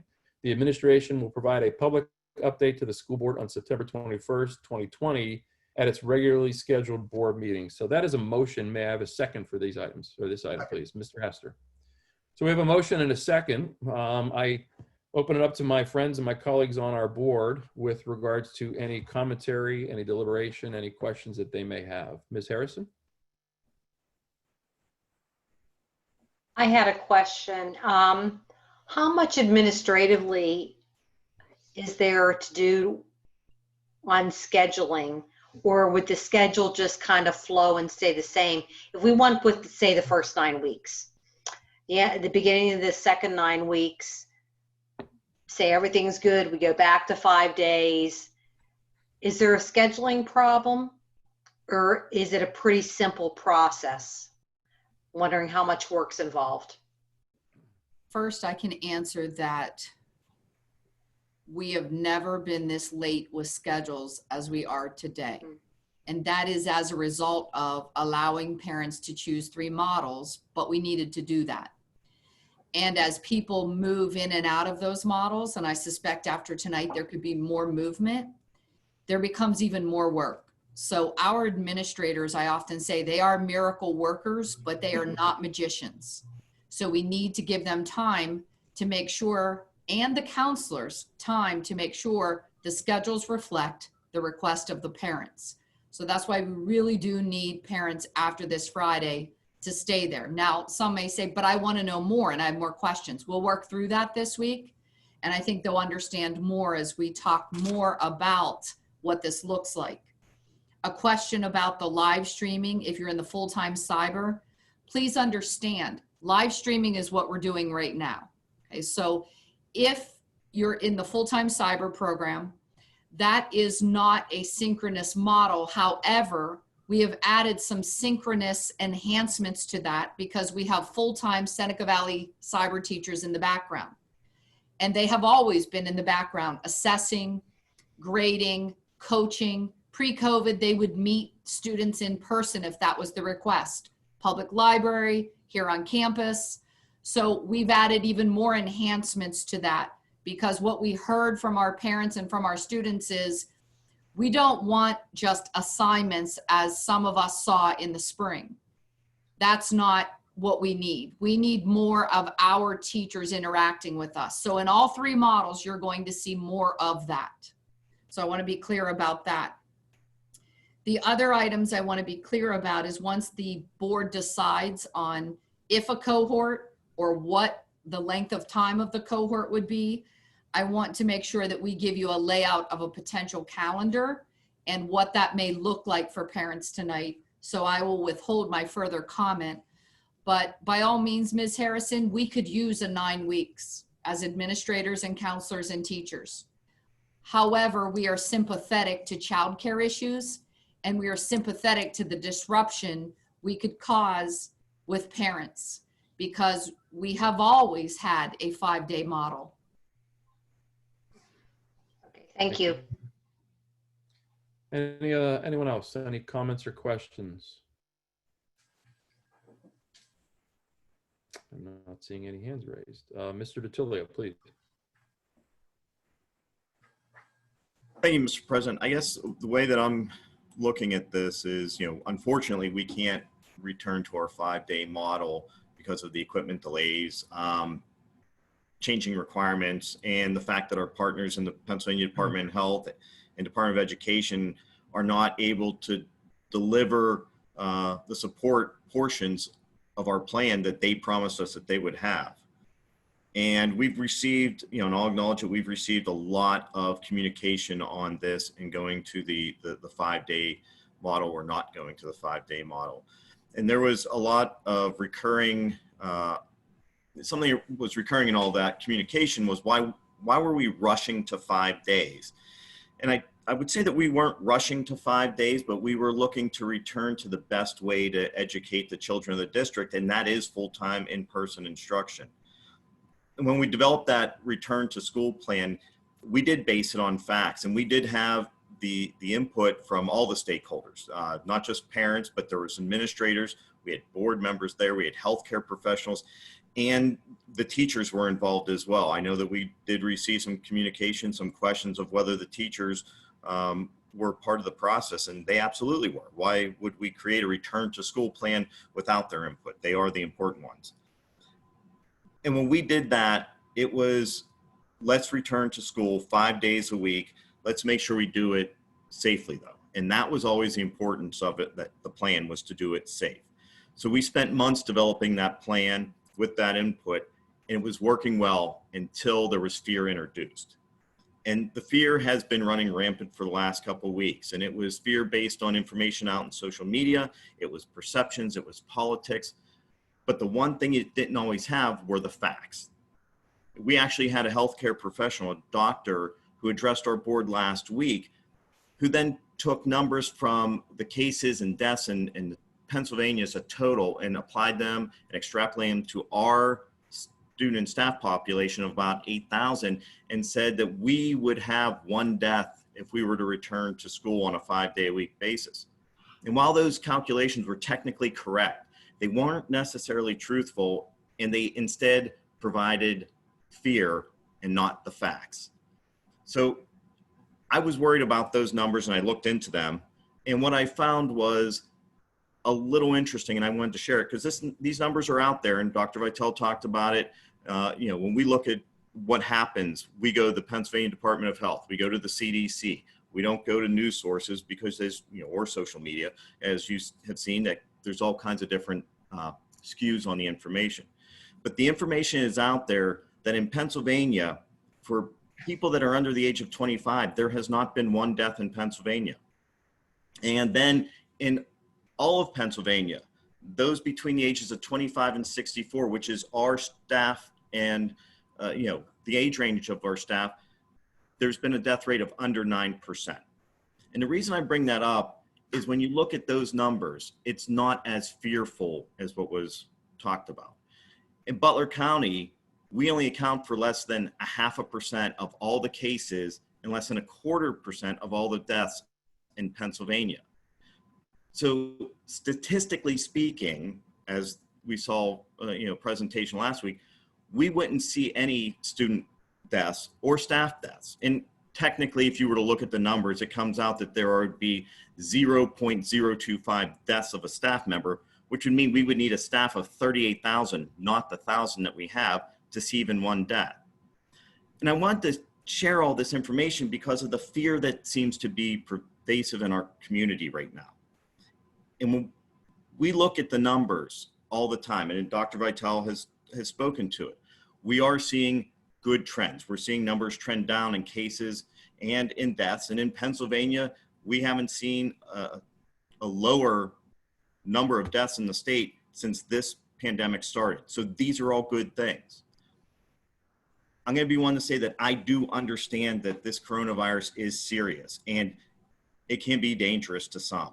And we as a society and as a community need to stay vigilant with masks, with social distancing, hand washing, sanitizing. And we can do that, but what we shouldn't do and what we can't do is continue to live in fear. So I always sit here from my seat on the board, and I always say that I will vote however I see things that I would do myself. And I do support us going back to 5 days a week. At this time, I can't because we don't have all that other information and all that other support that we're supposed to have.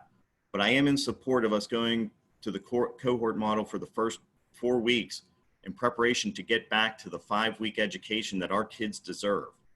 And the facts are that we at Seneca Valley can safely return to a 5-day-a-week learning as long as we don't succumb to fear. Thank you, Mr. President. Thank you, Mr. DiTullio. Mr. Peterson, I believe, yeah, there you go. You're welcome to the microphone. Thank you, Mr. President. Please let me know if I'm having some technical problems. I think sometimes when I hit my push to talk button, I'm canceling out my video. I'm not sure why that's happening. Yep, that's not my point. My point is, I think the magic in the 9 weeks is it's the marking period, obviously.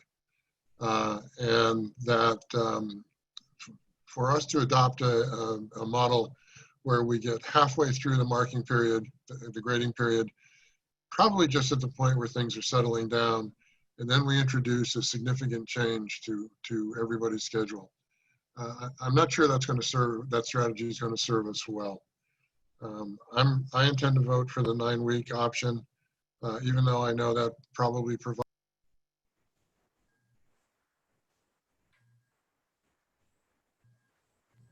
Mr. Fred, Peterson, you're muted. You went back to muted, Fred.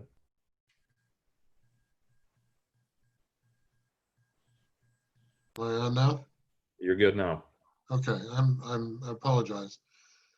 The 9 weeks. I know that's going to provide some gastric distress to some families and households.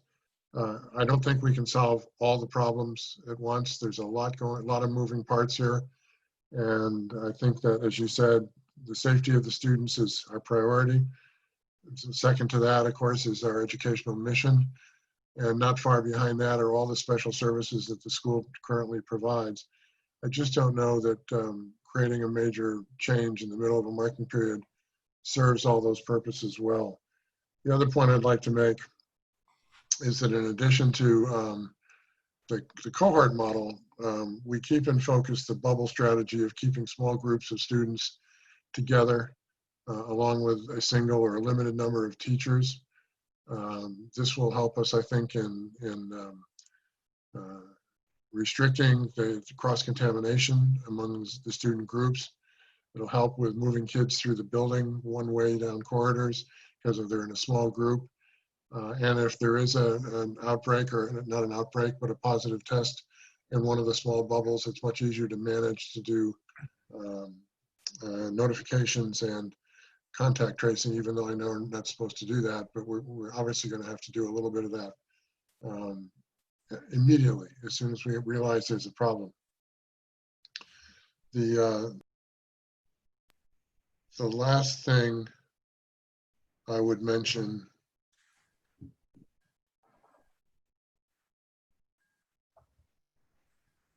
I'm sorry, I've lost my why don't you go on with the comments, Mr. President? If I find my place, I'll come back to you. Absolutely. Is there anyone else that would, Mr. Hester, please? Yeah, I just wanted to, I've taken a lot of time, consideration. I take this vote very serious and the plan very serious. I think it's our duty as leaders of this community to do everything in our power to keep these kids safe, to keep our staff safe, to keep families safe, and to keep extended families safe.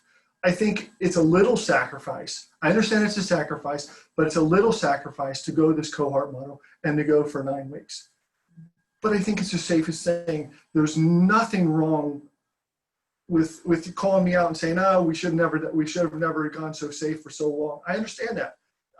I'll eat that in the future. But I think it's incumbent upon us to do everything we can to make sure it's safe. You know, a month and a half or so ago, everybody was loosening up a little bit. Bars started opening. Until that point, you know, the only people that were getting ill were older people. Kept saying the older people and the old folks haven't gotten ill.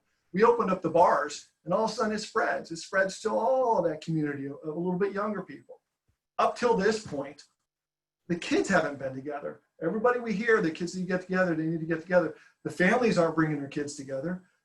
These kids are now going to be in together 25, 30, 50, 100 in rooms together, in the buses, in social situations together. We're putting them in the same place the bars were. We need to be cautious. We need to work through slowly. And that's why I support the first 9 weeks. At least it gives us an opportunity to see how this fleshes out. Possibly we see nothing happen. We see nothing spread. That would be great. God bless us. That would be the most fantastic thing in the world. And that's what I pray for every night. So I think out of abundance of caution, we should start with the 9 weeks and we should be very safe. Thank you, Mr. Hester. Mr. Jacobs, did I see you raise your hand? Yes, thank you, Mr. Nickel. While I recognize it's not an action item for voting this evening, I would like to say that when we start on September 8th, I still believe that an option should be given to the families that think it's best for them, for their children to return to school 5 days a week. This has been our stated goal for many weeks based on the work of the Return to School Committee. Certainly, there's many parts and moving pieces to achieve 5-day instruction. But we've been very clear throughout this process what we can and what we cannot achieve related to in-person protocols. Even given that, consistently, more than 3/4 of our parents believe it's worth the risk for their children to be back in Seneca Valley classrooms full-time. Personally, I view this as a testament to the environments that our leaders and our teachers create for our children. Environments that are very, very difficult to replicate virtually. So as I said, I'm very disappointed that we're not voting on a plan tonight that gives families the options for 5-day in-person instruction as we start. I imagine there's others who would share my disappointment. I want my kids to be back at Evans City Middle School and CVE. I want them to be there 5 days a week. I've seen firsthand how they're better for it. That said, I want to be clear about one thing. The Seneca Valley leadership team, many of which you see on this call, has been working morning, noon, and night to come up with the best possible outcomes in an impossible scenario.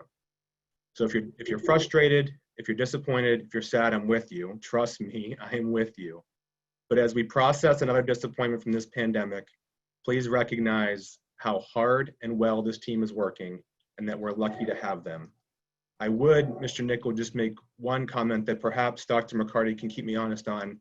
I do think that not all of our students are on a trimester schedule and some are, on a quarterly schedule, and some would be on a trimester. So again, Mr. Peterson, I agree with you. There's not a ton of magic about the 9 weeks, but I would say that there's going to be disruption no matter what date we choose, and my preference would be to get to 5 days as early as possible. Thank you, Mr. Nickel. Thank you, Mr. Jacobs. Ms. Harrison, I saw you raise your hand for a follow-up comment.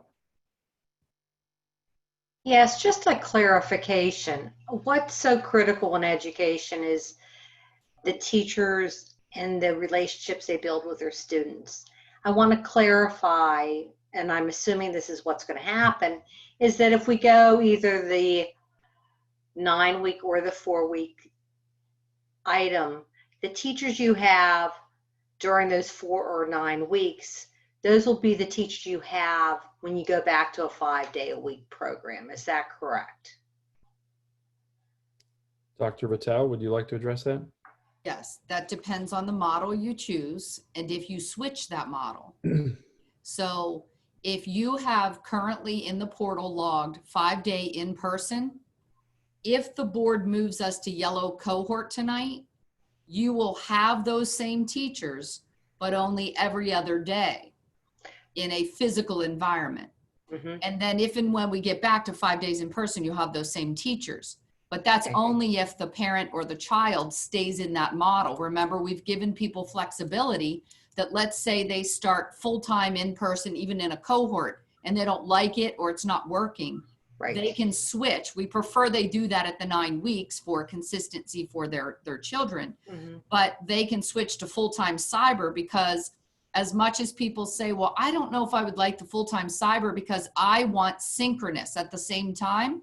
There are lots of families, even pre-COVID, kids who want to work at their own pace, who want to do the instruction on their own time.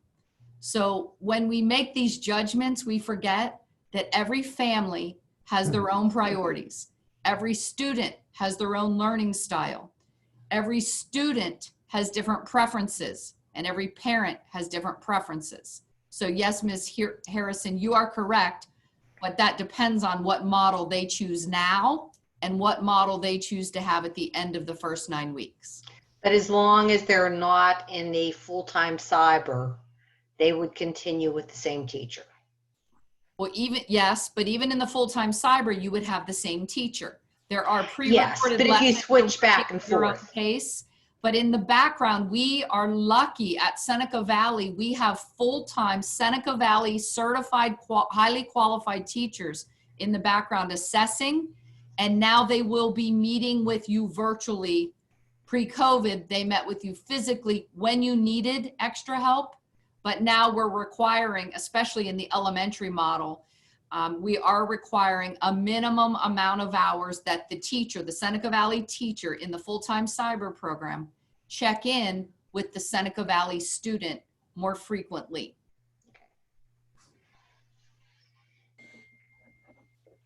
Thank you. Thank you. Thanks for the follow-up question, Ms. Harrison. Ms. Whittle, please.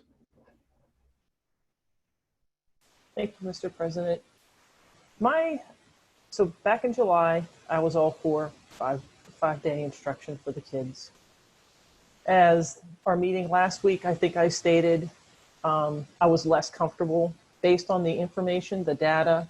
I think I commented at how much the administration updated us more than we've had more communication.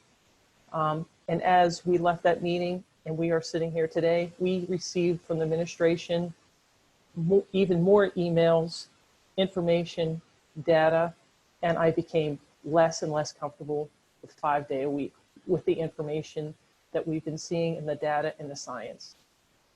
I am thankful for the cohort, for the yellow phase. As I stated before, I always like the flexibility that at any point we can come back as a board together and make any kind of pivot instructions based on the information our administration gives us, the science, the same thing. So I today am for the cohort, the yellow, for the 4 week, with hopefully the hopes that if we have to pivot at that point based on the data, I mean, who knows what's going to happen between this minute right now and September 21st or whenever. So that's my opinion. I hope that we'll continue this communication, continue the options of pivoting for the safety of our children, of our staff. So as I will vote for the 4 week cohort. Thank you, Ms. Whittle. Mr. Widdowson, please.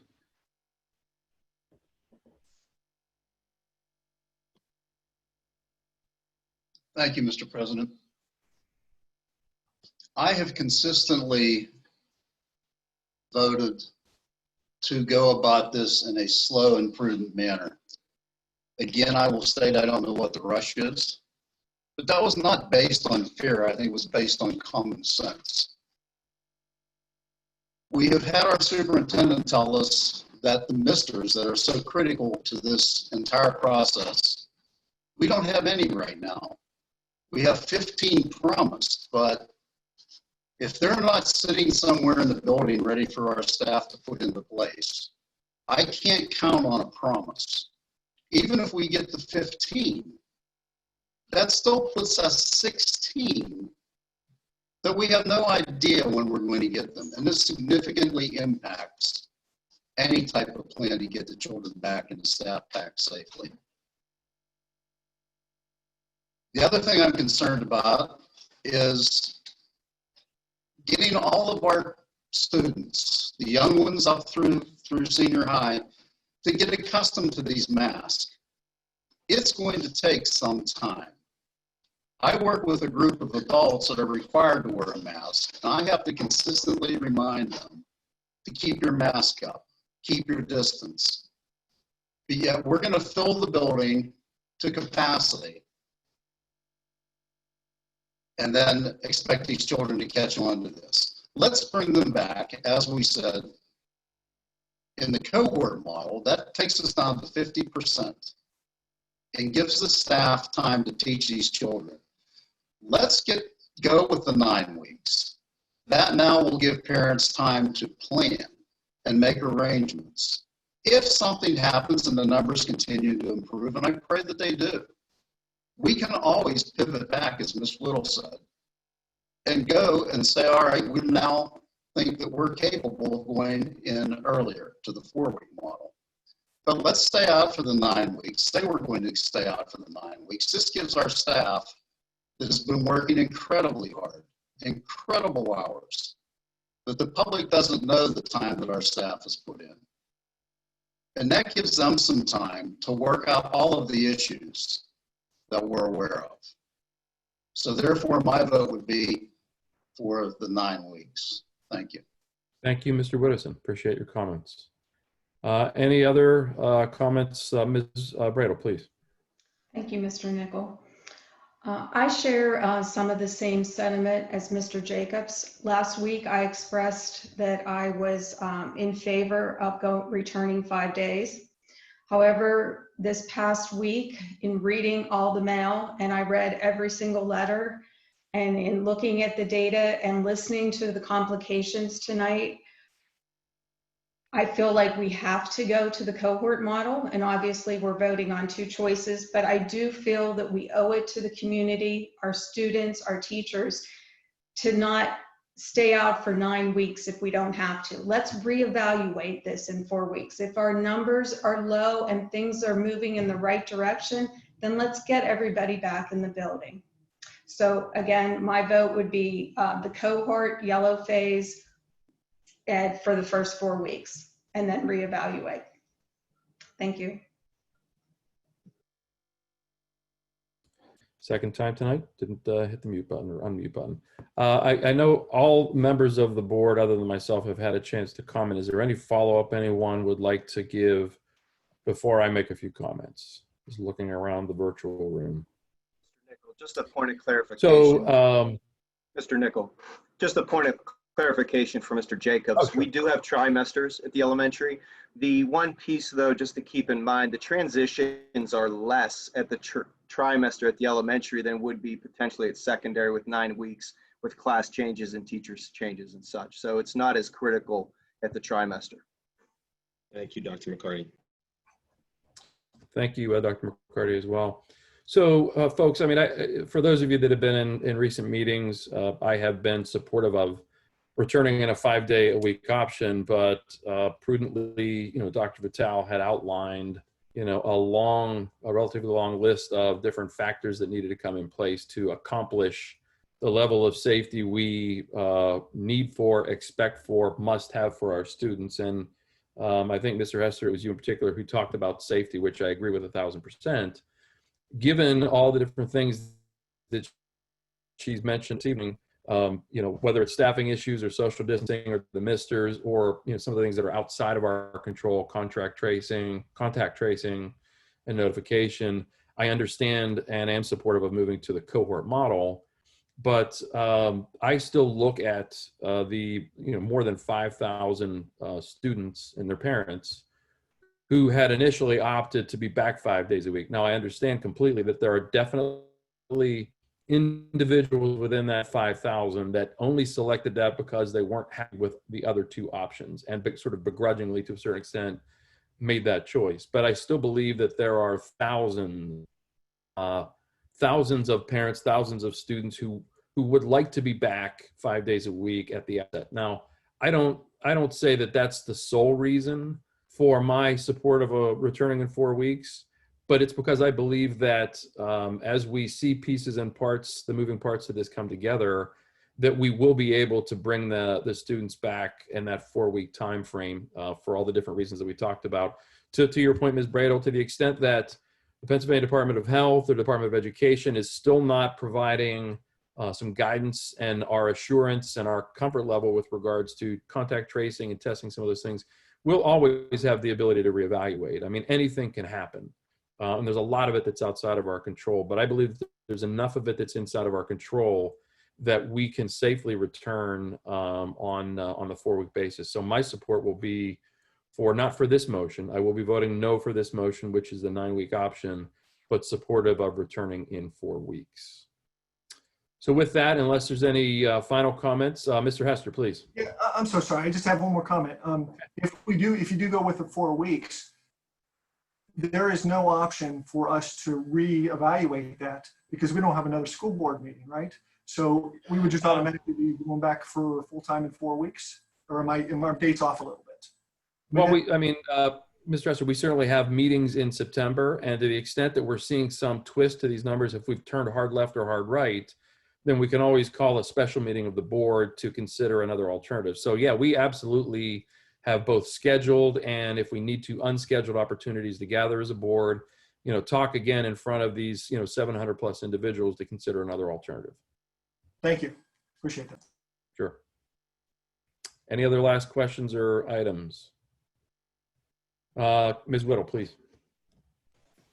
I do have a question, and I always thought of this as we pivot in, Mr. Hester, if we have to have an earlier meeting, who decides that? Is it based on the administration giving us information, or is it yourself? Is it all of us? If we, do we contact you? If we feel the need, do we contact Dr. Vitale, administration? Like how does that, how do we know when to raise our hand or to meet? No, it's a great question, Ms. Whittle. I appreciate you asking it.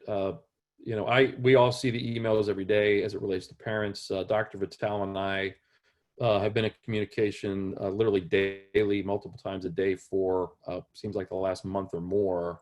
So I think that on one hand, it will probably be something that as she and I continue to dialogue and I get updates on, to your point, I think it was Mr. Whittleson, we don't have the misters that we believe we were going to have. We aren't comfortable with contact tracing.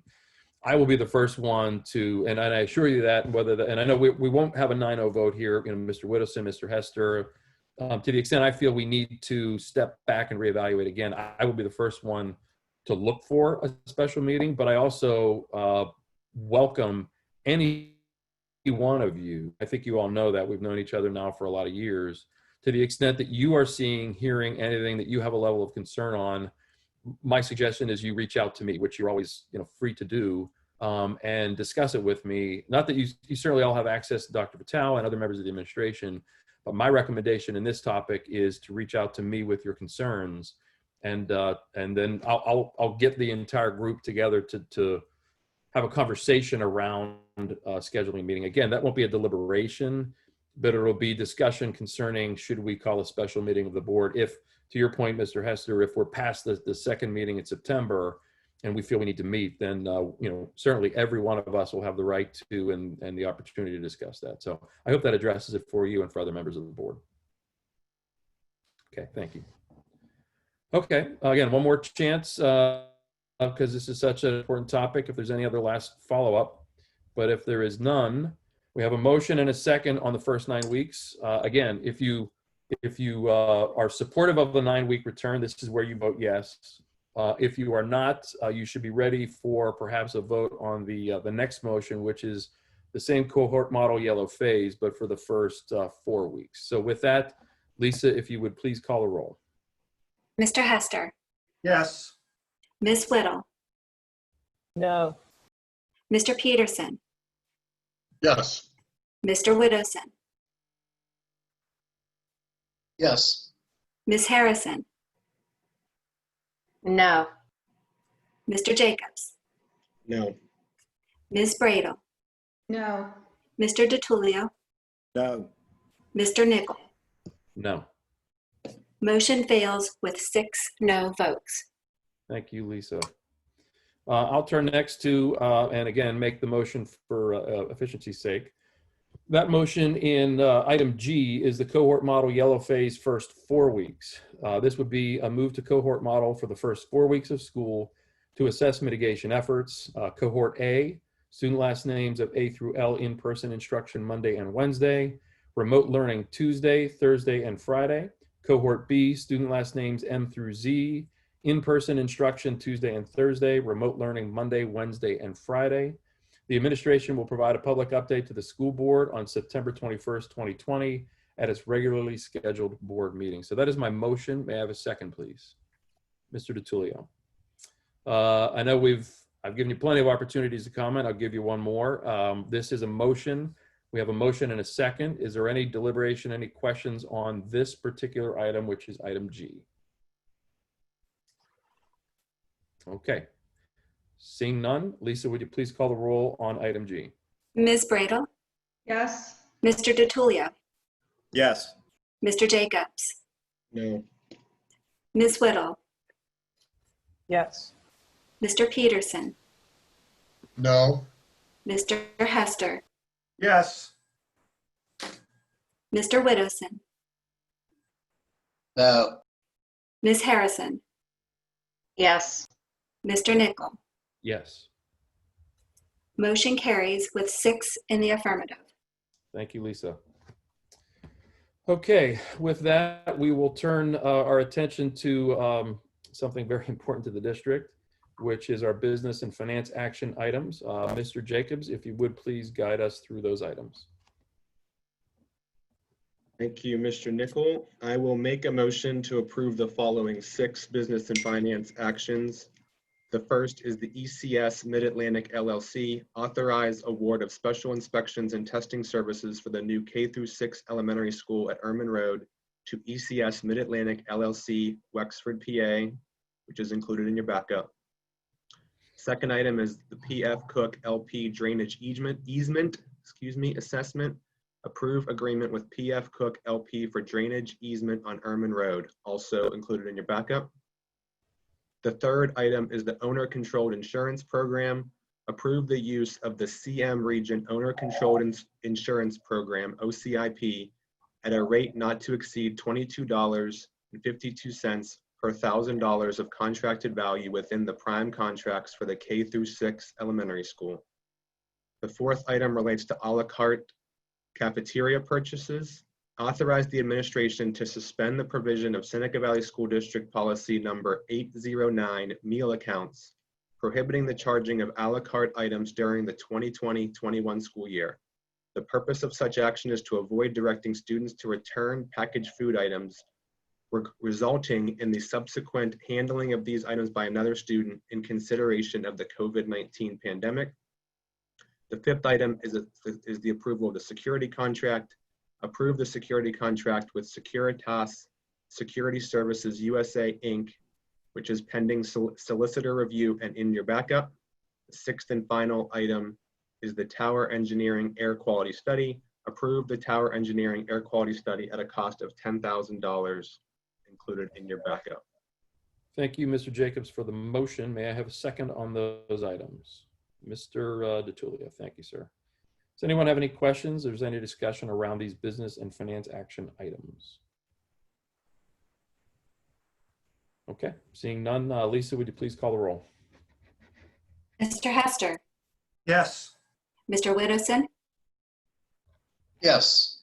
Ms. Harrison? Yes. Ms. Whittle? Yes. Mr. Jacobs? Yes. Mr. DiTullio? Yes. Ms. Bradel? Yes. Mr. Peterson? Yes. And Mr. Nickel? Yes. Motion carries with 9 in the affirmative. Thank you. We will turn to our personnel action. Mr. Widowson, please. Thank you, Mr. President.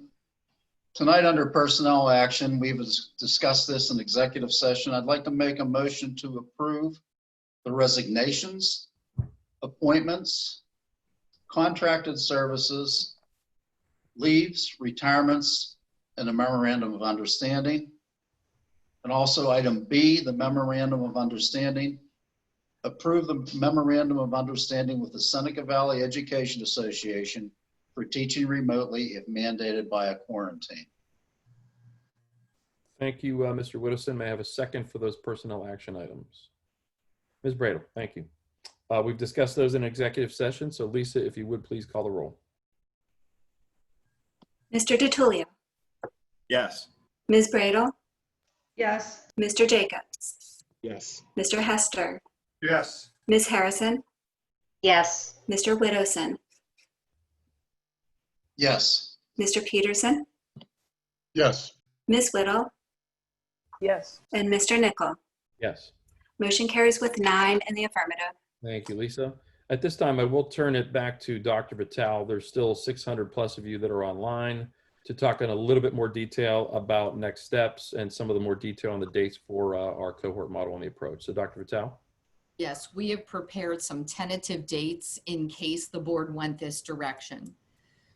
So with the cohort model, again, the whole purpose is to make sure we're at 50% capacity, give us more opportunities to mitigate and to keep social distancing much better in the classroom. So what we're looking at for a return for our teachers, the teacher date of return will not change. The teachers were to have a flex day on August 20th, which means any day between the August 17th and 20th, they could come in and work. That will not change. August 21st and 24th, we would like our teachers, and again, those are work days for them to return physically to classrooms with safety protocols in place, universal masking, so they can look at their classroom and troubleshoot anything that they still have concerns with and be able to discuss that with their building level administrators. What else might they need? Our administrators will be walking around and supporting teachers. Is there additional furniture they would like to move out, or would they like to keep it in and put X's on that furniture? Because remember, in 4 weeks, you may need that furniture. So for teachers that are on the call, we'll work through those final details with you. August 25th, 26, 27, 28, 31, and 1 will all be teacher training. A large majority of that teacher training will be working on Teams, practicing. There's a new Teams feature called the Together mode. We practiced that today as administrators. And live streaming will be a big focus of that teacher training. Students' physical, if you keep in mind that tonight the board voted for a delayed physical on September 8th. So in cohort A, that is students with the last name of A to L, we would like to have the teachers virtually do a Meet Your Teachers virtually for cohort A on September 2nd. So while the first day physically for the cohorts is September 8th, on September 2nd, we would do a Meet Your Teachers virtually for cohort A. September 3rd, cohort B. And again, this will all come in writing to our parents, but to give them some color behind where we're headed for this evening, you will meet your teachers virtually in cohort B through, again, the Teams app, Microsoft Teams. September 4th, we would be looking at, for students and parents, meet your counselor and school nurse. While this is always an important part of our team, we want to make sure that this year the students can indeed see the face, even virtually, of their nurses and their counselors. September 8th, cohort A would begin. And that week, you'll recognize, because of Labor Day, it's a shortened week. So that week we would run cohort A and B, A and B. No remote learning on Friday at home. Everyone will get a minimum of 2 days instruction. And for those teachers that use live streaming, we might be able to offer even more than 2 days of instruction. We'll have to monitor and see how that goes during our training. The week of September 8th through 11th, again, that's just reminding you how we're running the cohort. September 14th through 18th, we would be going cohort AB, AB. That's our Monday, Wednesday, Tuesday, Thursday, remote on Friday. Teachers will check in with virtual office hours, asking students, how are you doing? I've taught these concepts. Do you have any questions? Some of them might even choose to do live streaming on that day. We will let that up to the teachers. We'll have to assess the comfort level and make sure all our safety protocols are in place for privacy and online behavior for our students. September 21st through the 25th, again, the cohort would run AB, Monday, Tuesday, Wednesday, Thursday, and remote on Friday. Those are just reminders. On or before September 25th, we would communicate with parents the next instructional model, whether that would be traditional, cohort, or remote. Traditional is 5 days in person, and the hybrid is still an option. That's where I choose, and we recognize that hybrid option typically works better in the secondary grades versus elementary, but there are some cases where we can make it work in elementary. Cohort is that AB, according to your last name. And remote, if the numbers are high and the numbers go up, we may be forced to go into remote learning before October 5th, but that would likely be a decision that the governor would make. And if this board decided they wanted to, based on the numbers, go into red, they can do that as well. The district will provide parents with weekly updates about county cases in our community. We'll use these numbers to guide our decisions. We'll be watching the new metrics that the state put out today quite closely. Our hope is to have students back 5 days a week physically, if that's the model they chose, by October 5th. But again, as you've heard discussion this evening, some board members would like us to extend that early on. That motion and that vote failed. The motion was approved, but the vote failed. That doesn't mean this board won't come back and revisit this in September. So again, I want to express as a working mom how concerned I am about daycare issues, and I am going to make a public plea to our community. I'm often asked in public meetings, what can we do to help the schools? What can we do to help the schools? I'm asked this by faith-based organizations all the time. I'm asked this by community leaders all the time. We need to come together now. If we want parents to be able to work in this cohort model, we need neighbors to help neighbors, high school students to be willing to provide daycare situations if they can, depending on their learning model. We need the community to come together to help working parents.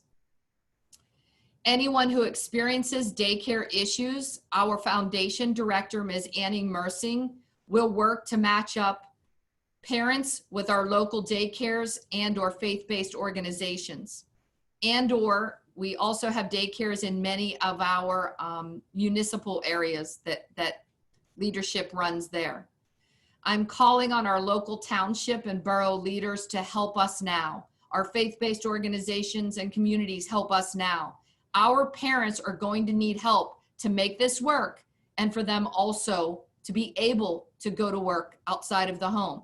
Some of them are able to work from home, and that's wonderful, but it still won't be easy for the remote learning instruction days at home. I'm calling on local rental centers to help us with the cost of outdoor tents, just so that kids can go outside more, weather permitting, that we can have more classrooms outdoors if possible, and that kids, when they can socially distance outside, can take down their mask and get a break. As Mr. Whittison mentioned, we need to acclimate our students and begin working with them now as parents, as communities, and build them up to wearing the mask all day long. But we also recognize even doing that for our smallest learners, it will be difficult. We will need help now, and we'll be educating and doing more with our families prior to the first physical day of school. I am asking community members and parents to get on our substitute list for the cafeteria. I'm asking parents and community members to become bus drivers. I'm asking our community to become substitute custodians, paraprofessionals, and substitute teachers. You may not know this, but if you have a college degree, you can be a substitute teacher. We can emergency certify you. Having said as much, we still need you to have all 3 clearances and for those to be updated if they are not. We can work through our human resources department. We need help if we want this community for our children to be in school, regardless of the model that our parents choose. We need help in case employees get sick. We know they are going to. The hospital has consulted with us. Butler Health System has told us what to be prepared for. We need community partnerships and for us to help one another as neighbors. We need cooperation and we need solutions to get us to the 5-day in-person model. I'm sorry, Mr. Jacobs, I'm with you as a parent, but we cannot socially distance with the 5-day model as it stands with so many other difficult things that we've got to do. We need people to be mad at the virus, not at one another. We need to come together as a community like we never have. It will take all of us being kind to one another to get through this first month of school. Thank you. Thank you, Dr. Patel. I would note for the record or for the minutes that we are in receipt of, we've got listed here, I think it's 54, if I'm doing my math correctly, pieces of communication. Feels like we had even more than that. I know I've reviewed each and every one of them. I'm certain that my colleagues on the board have as well. Before we get a motion to adjourn, any other last new business before the board and before our community? Okay, seeing none, may I have a motion to adjourn the meeting? Mr. Widowson, may I have a second? Mr. DiTullio, all in favor, please signify by saying aye. Aye. Aye. Opposed, nay. We are adjourned. Thank you all again for joining us all as we topped out at 765 of you for sticking around with us and giving us your feedback and your comments. Thank you much. Take care, everyone.